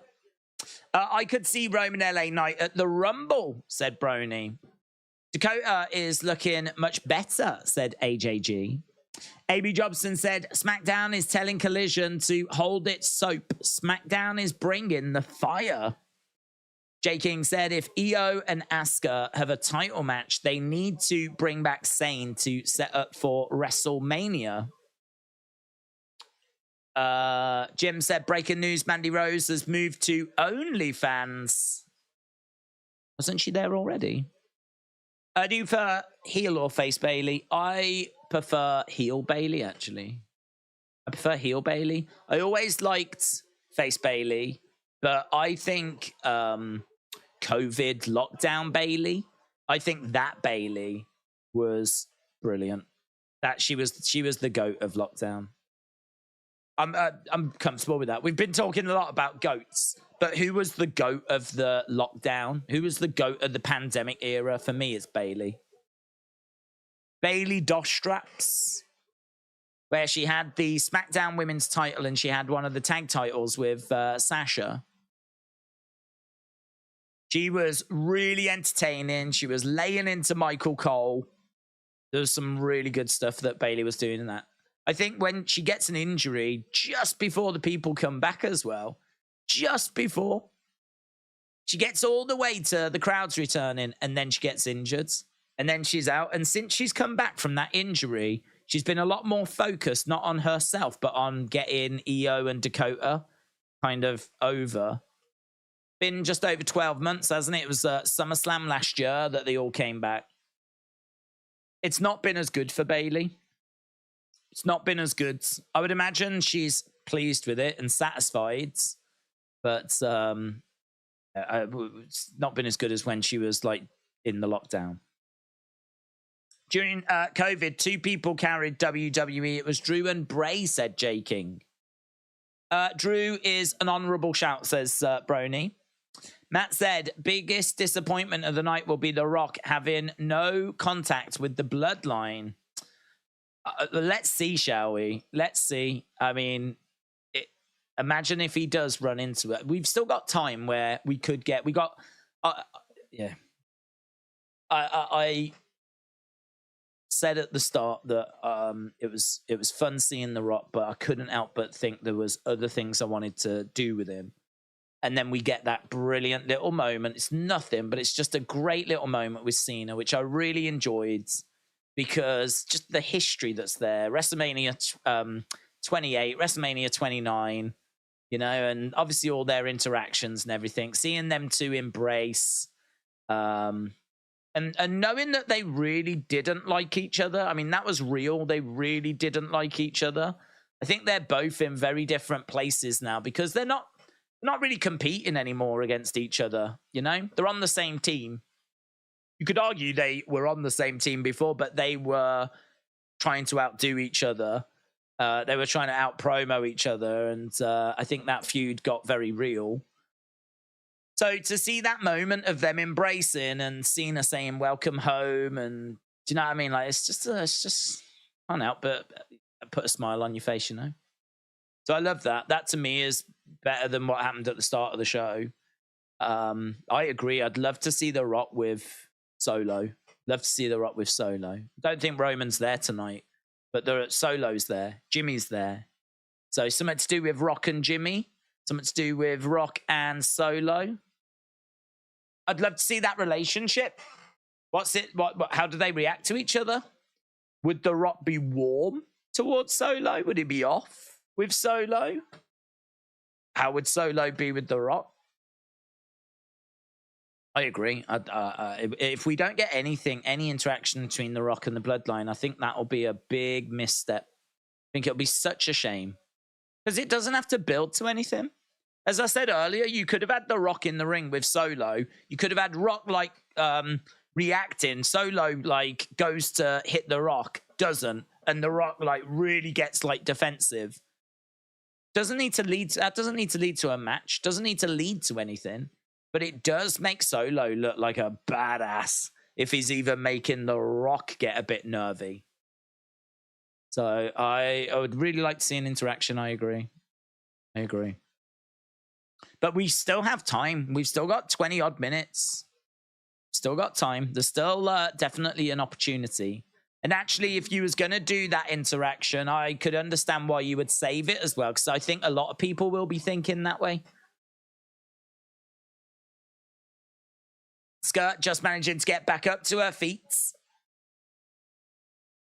Aren't we getting confused with Rock and Vin Diesel, said Scottish Knight. I don't think so. Is that who was in the ring tonight? Vin Diesel. German suplex by Asuka. Alex said Priest cashes in on Mello. All NXT titles belong to main roster, and NXT stars invade Raw and SmackDown. Oh, that's interesting. Delwyn, shout out to you, my friends. Really appreciate the support, buds. Really appreciate the support as we're getting towards the end of this week's SmackDown. Delwyn said, what a SmackDown. I didn't expect this to happen at the show tonight. The Rock return. No way. Finally. The pop was unreal. Legendary. I've got goosebumps. Great to see him back in action. Delwyn is pumped. Fired up. Glad you enjoyed it, Delwyn. I haven't seen the reaction by the wrestling world, but apart from people in the chat, but I would imagine you are far from alone. I think it was, the pop was monstrous. But what do you expect? He is the most electrifying man in all of sports entertainment. He is in that top tier GOAT conversation. He is someone we've been flipping waiting for. Part of my reaction is, where the hell you been? Asuka goes over to the corner. Double knees there by Asuka. Rock and LA versus Roman and Solo could be an okay tag, said John. Bayley is down. Asuka is grabbing a hold of the arm. Bayley rolling through. Asuka trying to get up to the feet. Bayley rolling to the outside. What the hell we were doing there? Asuka gets dumped on the edge of the ring. I will have goosebumps if he comes to the ring, does a promo. He is only backstage. That's not enough for me to get excited, says Victoria. But he did a promo in ring at the start of the show, The Rock. So he has already done that. Don't forget, Solo said, I end this tonight. I'm guessing that Solo attacks Cena. That could lead to The Rock coming out, or Solo versus Cena. Oh, here's Shotzi. Good point. Shotzi is smiling at Bailey. Bailey's getting in the ring. Skirt. Backslide. 1, 2, 3. And Bailey's pins.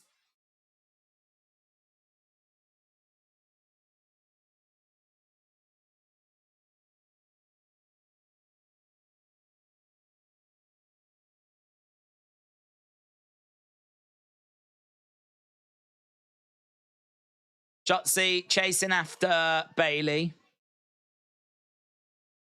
Chasing her away. Going back to the ring. Jumping in the ring. Asuka and Shotzi. Shotzi goes over to fist bump Asuka.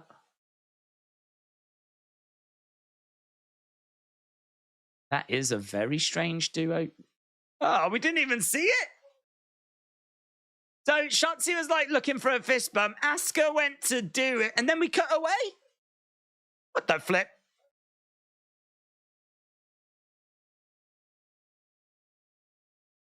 Shotzi just seems like an excited girl that's just like really excited to be like everywhere. Like she's excited to come down and chase Bailey away. She chases Bailey away. She's excited to run back to the ring and fist bump Asuka. I believe they cut away. That's going to be one of the biggest mysteries. It's like who threw the pie at Kevin Owens. The new biggest mystery is, did Shotzi and Asuka actually fist bump or not? That is the biggest mystery in wrestling. JB said Asuka's more face and heel turns than Big Show.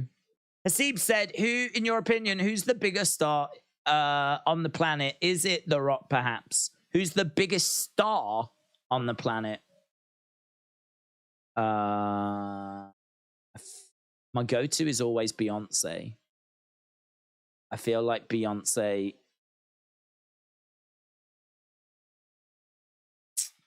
I don't know how you would measure it. How would you measure it? How would you ever know the answer? I don't know. Would you look at like Instagram followers? I mean, I think The Rock is the most followed on social media. He definitely is in the conversation. If anyone was to tell me The Rock's the biggest star in the world, I'd be like, okay, yeah. I don't have a problem with that. I don't know about China. China, there might be like a massive star in China that I've never heard of. That's, you know, is like massive or something. You know, like how BTS are massive and they don't feature in my world. So, like, if someone was to tell me BTS are the biggest thing, I'd be like, okay. Could be Beyonce's the first name that comes to my mind as being the biggest star in the world. Maybe it's Taylor Swift as well. Maybe she's got a shout at it. Beyonce, Taylor Swift, The Rock. And I think you've got to throw in Tom Hanks. You've got to put Tom Hanks in there. Don't you dare disrespect Tom Hanks. He needs protecting at all costs. Yeah, that's interesting. Who do you think the biggest star in the world is? Messi's a good shout. My Phenomenal Figures. Messi is a good shout. Messi. Tom Cruise. Eminem is a GOAT. Keanu Reeves. Stone Cold versus LA Knight at WrestleMania, says Dinesh. Jay-Z. MJ. What, Michael Jordan? Can't have Michael Jackson, he's dead. Michael Jordan? Joe Biden? Joe Biden's an interesting shout, actually. Joe Biden's an interesting shout. Just because, you know, he is the leader of America. He is known the world over. You could make an argument for Donald Trump as well. Everyone around the world knows Donald Trump. Everyone around the world knows Joe Biden. Both of those are acceptable. Prince Charles. I mean, there are tribes, aren't there, in the deepest, darkest forests they know who Prince Charles is. Do they know The Rock? Probably. Marcus Rashford, David Beckham, Jennifer Lawrence, Mr. Beast, said Trickshot, Bill Gates, Putin. Putin's a good shout. There ain't many people in the world that don't know about Putin. Ray and Santos are taking on Street Profits next week. Ray and Santos versus Street Profits. Here we go then. Grayson Waller effects.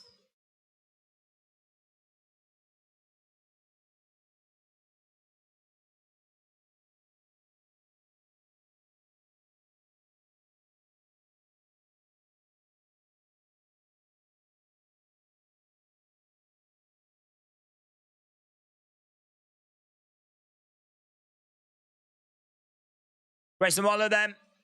What is Solo? We got 12 minutes. What is Solo gonna do?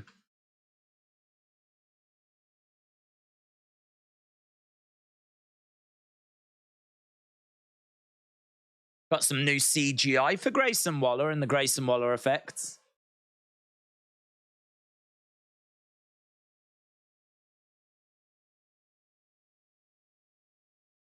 I've had the opportunity to have some huge guests.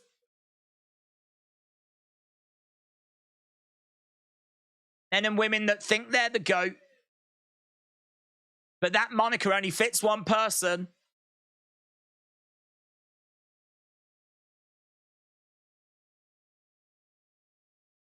Headline WrestleMania. When world championship after world championship.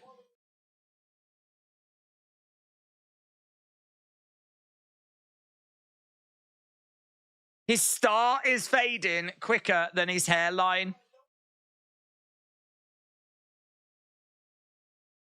His rise back to the top starts tonight.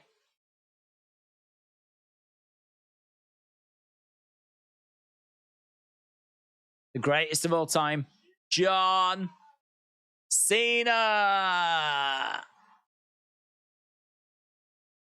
John Cena. So we open the show with The Rock. We close it with John.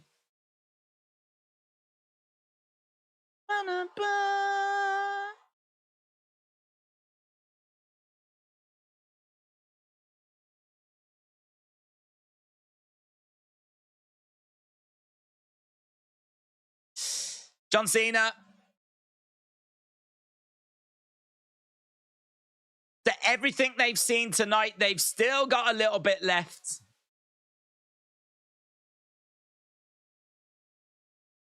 Let's go to work. The show is star-studded. Lone Star Friend said Cena is not the greatest of all time. The Rock returning was unexpected. They actually pulled this return off well, said Joss. Jarrett said John Cena wouldn't be one of the greatest of all time. He's a 16-time champion, but he's in the top 5 or top 10. What about Bloodline? Well, I mean, there is Solo around who said he's going to make his presence felt. He said he's going to sort it tonight. So I am expecting Solo at some point. Maybe that's the match. Maybe Cena Solo is what we work towards.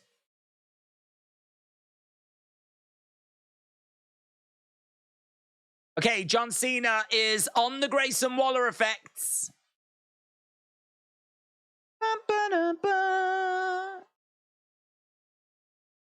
They got their money's worth, said Thomas.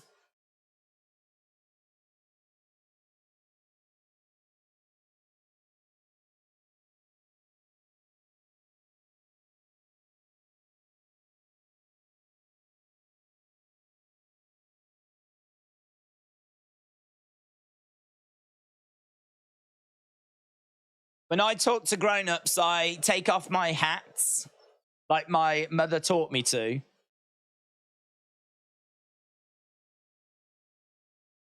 I watch Payback as a host.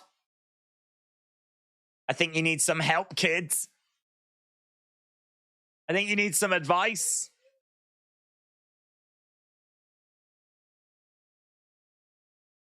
Needs to be more like Grayson Waller.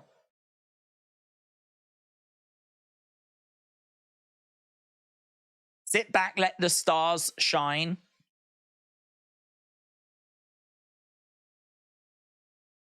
Cena.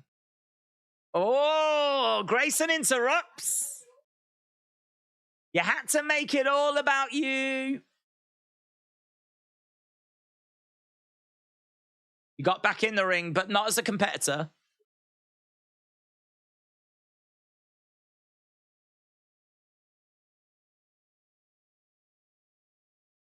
So Cena's going to talk, and Grayson keeps interrupting.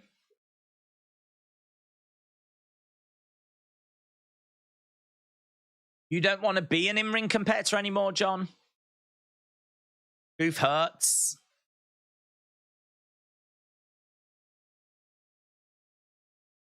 There's no doubt you're the greatest of all time, says Grayson. Grayson's got no doubt.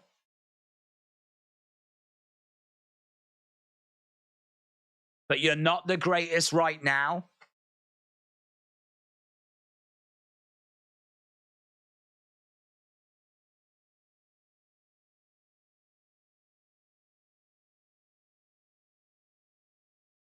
You've not been the same since WrestleMania.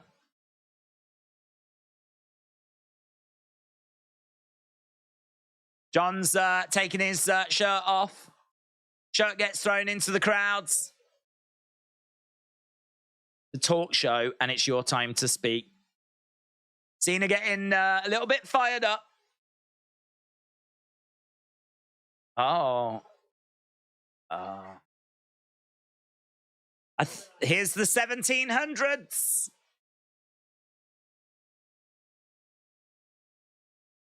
Mr. Darcy.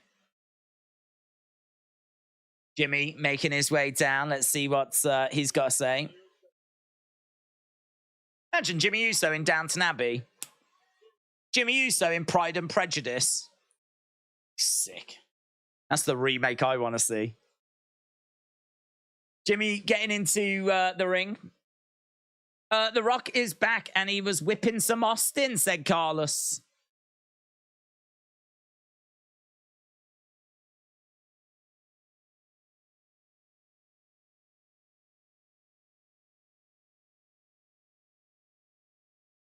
Okay, Jimmy in the ring with John.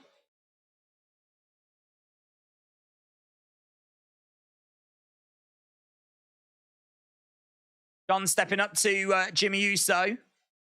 Jimmy snatches the microphone.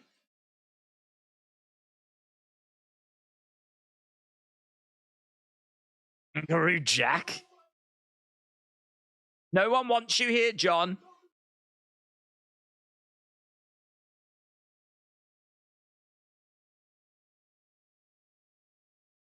Tell you what, Jimmy Uso's really having to bring it here.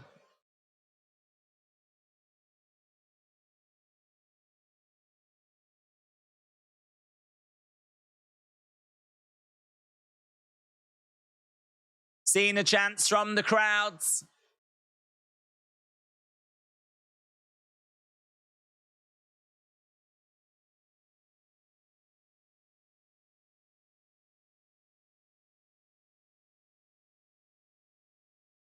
Trying to embarrass me like you did 2 weeks ago. Get out my ring. He's really stepping up to John Cena. It's Solo. Solo making his way out. How long have we got? We got 4 minutes. We ain't got loads of time to cook here.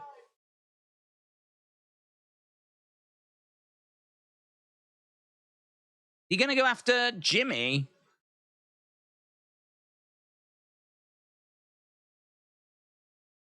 He steps up to John.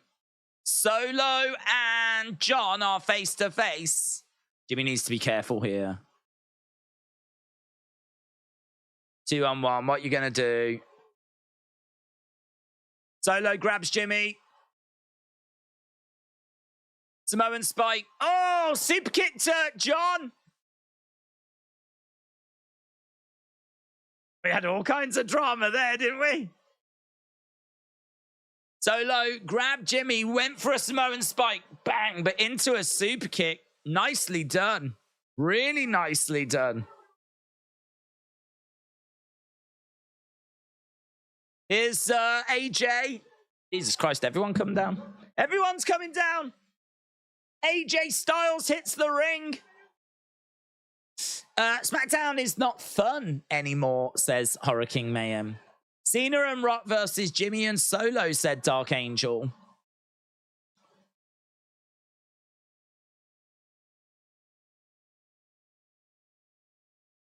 Cena going against the ropes.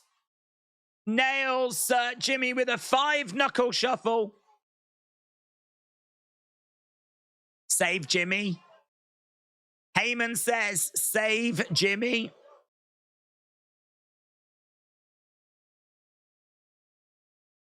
AJ and Cena versus Solo and Jimmy, maybe? Bum, ba, bum.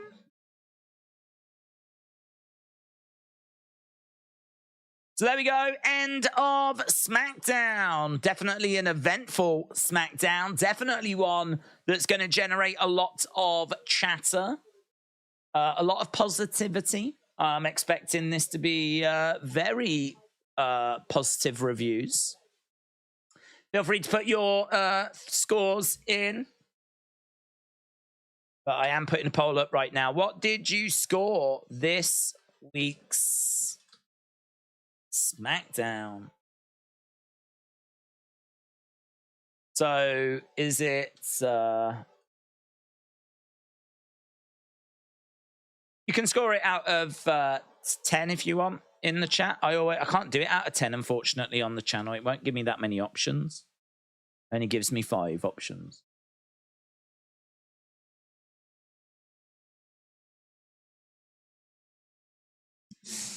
Grayson does have the best talk show. Trini says 8.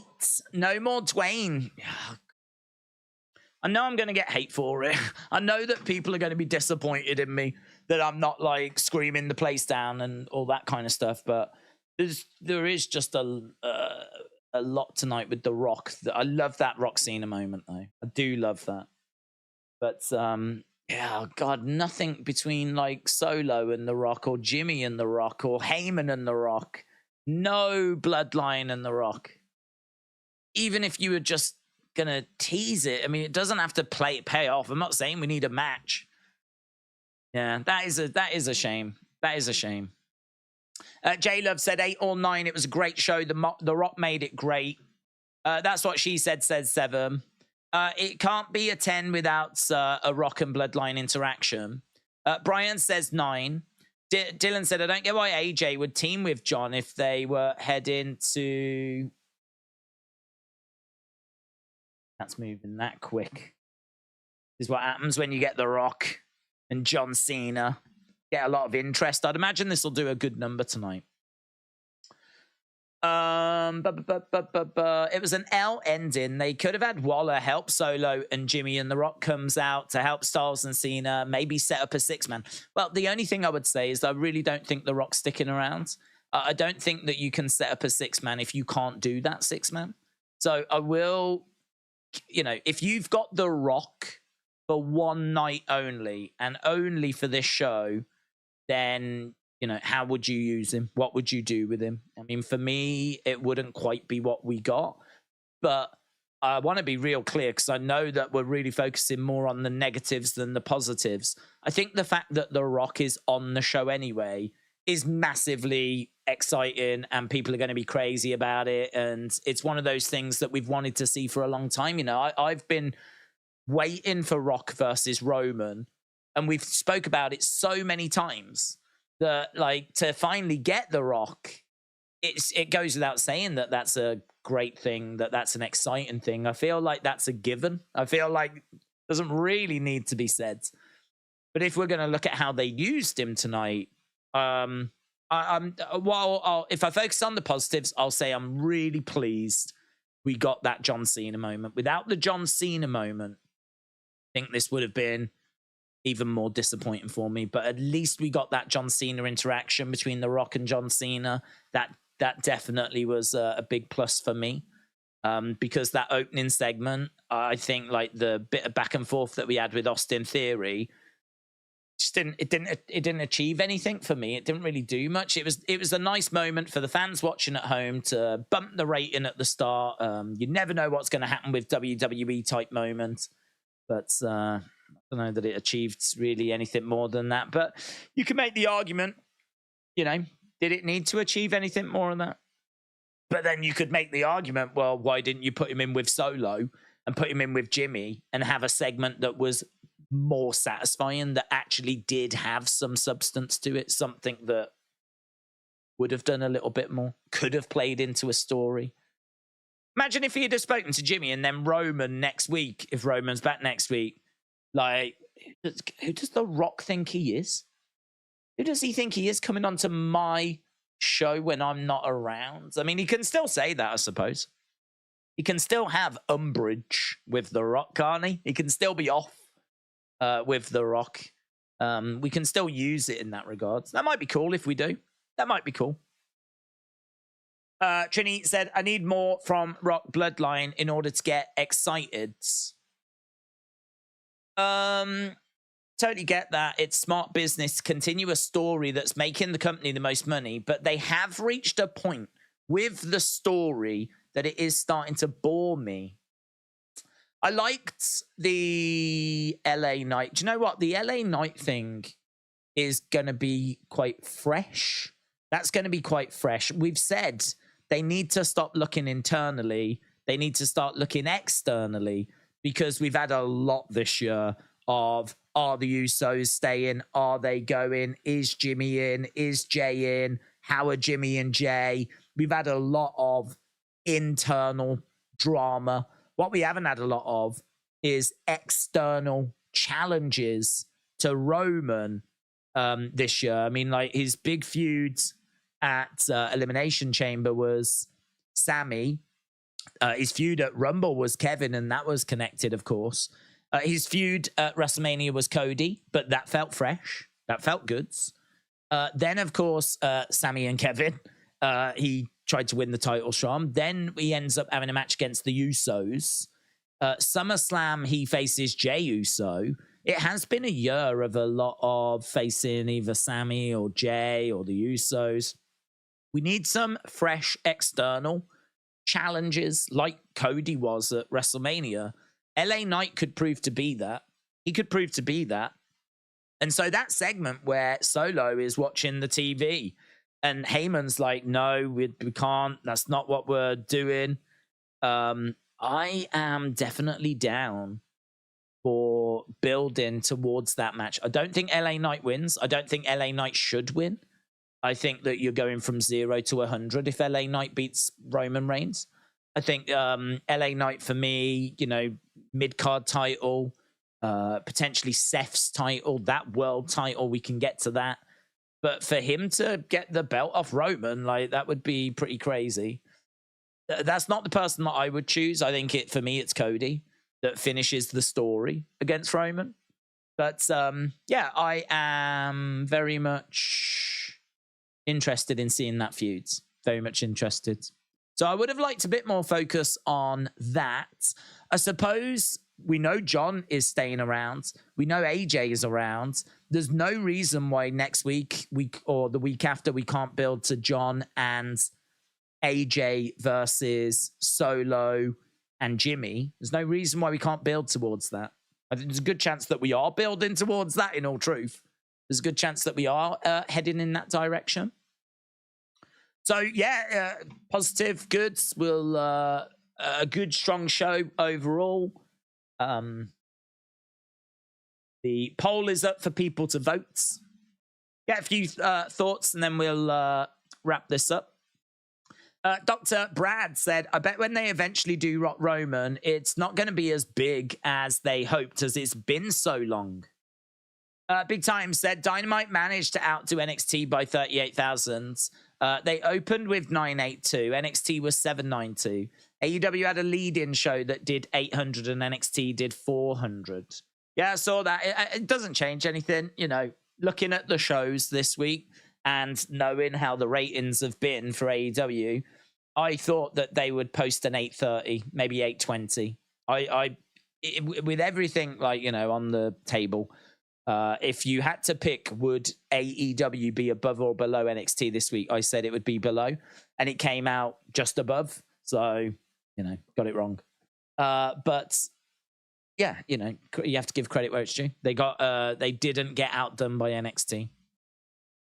There could be reasons for it, lead-in shows, all that kind of stuff. But yeah, a little bit of a shame. I would imagine NXT really were hoping that they could have won that little battle, but it doesn't really matter, does it? Doesn't really matter. In the grand scheme of things, it means nothing. If NXT had beaten AEW this week, it doesn't mean anything. But it would have just been a nice little achievement to show that they could do that. But yep, fair play. AEW got the result. Dinesh Ness said LA Knight and Cena versus Jimmy and Solo would be better than AJ and Cena versus Jimmy and Solo. A good show for the fans. Ledge Killer, shout out to you. Let's go down, get a few more thoughts. If AEW can't beat NXT, then there are some issues we have to talk about. No way they can go up against Raw or SmackDown. Here is King said, it was Dirt Sheets teasing it, Rock Roman. If it happens, it should happen after the title is lost. Because Sean said, what do you rate this? I give it an 8. Yeah, I'm right there with you. I give it an 8 as well. I think there's a lot of star power on this show. There's you definitely come away feeling like you've watched Summer. You've got an OMG moment with The Rock.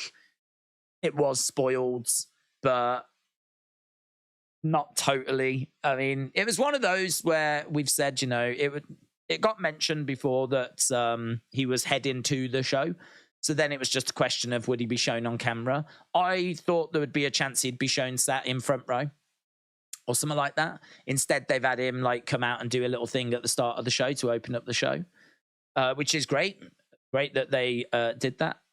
So yeah, but the word was out there that he was on his way to SmackDown. But still, to see him, I mean, you heard that reaction from the crowds. I'm sure social media wet itself as well. So yeah, it's definitely ticked boxes tonight. Definitely feel like you've watched something. Definitely a strong episodes. I don't know that I can go as far as say it's the best SmackDown of the year, but equally, I can't sit here and give you the date of a better one. But if I had some time to look into it, I think I could find one.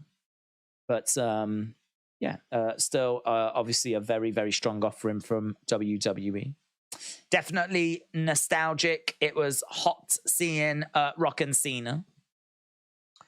I put a tweet out actually during the show, and I really stand by it. I love that moment. I said, what a moment. The Rock and John Cena reminding the world that wrestling is the best. And that moment like made me feel that way. Seeing John Cena and The Rock, I mean, John Cena's a big name in Hollywood. The Rock is a big name in Hollywood. Seeing them both on TV, like teasing that there's an issue and then embracing. I mean, that's just great content on any show, any talk show, any like red carpet events, like having them like staring each other out and then like embracing. It's just like two of the biggest stars in the world doing that. And WWE can provide those moments because both of them were built up and came through this company, came through WWE. They are the stars they are because of WWE. It's really cool. It's really cool to look at it in that regard and to see it. I think rather than like focusing on how they use them, just focusing on the fact they use them is a really, really positive thing. And yeah, good. Enjoyed it. Loved it. Like 8 out of 10. I had a great time. Like fun. I don't think SmackDown's perfect though. I think we've still got a few little niggles in there that stop it being 10. But yeah, we move on. Right. I am back tomorrow with UFC. We will do a Sunday stream. I don't know what the conversation will be on Sunday. I don't know. We'll see. I'll wake up Sunday and see where the conversation is, but definitely a stream on Sunday. Apologies to the members as well, because I did want to do something yesterday, but I actually went in for emergency dental work yesterday. I chipped my tooth earlier this week, and choose NXT and AEW, both of them streams, I was in a lot of pain. Like, it was razor sharp, and every time I was talking, my tongue was catching it. So it was like my tongue was being cut open as I was talking during those streams. I'm a trooper. I don't show pain, right? I'm like Bray. I taught myself to not feel pain, although I was feeling pain, and it was really hurting a lot. So I actually went in yesterday to have like all stuff done. So I got it all like sorted, and I feel a lot better now. But that's why, unfortunately, there wasn't any members stuff that hit the channel. I was able to get back and do a quick news video on the obviously the people being let go, which was a real shame. We have seen some names, Dana Warrior being one of them, and a lot of people from marketing being let go as they're merging, obviously, the two companies, UFC and WWE, those two companies being brought together. So it's meant we don't need two marketing departments. We don't need two finance departments and all that kind of stuff now. So yeah, it's a real shame. It's business. I get it. It's unfortunate. You have to move on, and hopefully those people find employment and they can move on successfully as well. So hopefully that process is concluded. Don't know anything about Superstars being released. I don't think there's a need to, unless they look at the budget and they say we're over it. But I don't know that they will say that, to be honest, because we have got 3 shows that we're trying to maintain and injuries. I don't think the roster feels too bloated at the moment. I think it feels okay. But you never know. Everything's under review at the moment, isn't it? Everything's being looked at, so we'll have to wait and see on that front. But yeah, appreciate the support. We're back tomorrow with UFC. We're back on Sunday with a Sunday stream. And then next week, we obviously got a full week. We're back to Raw and NXT and AEW. And we will do something for members next week. And so on, so on, so on.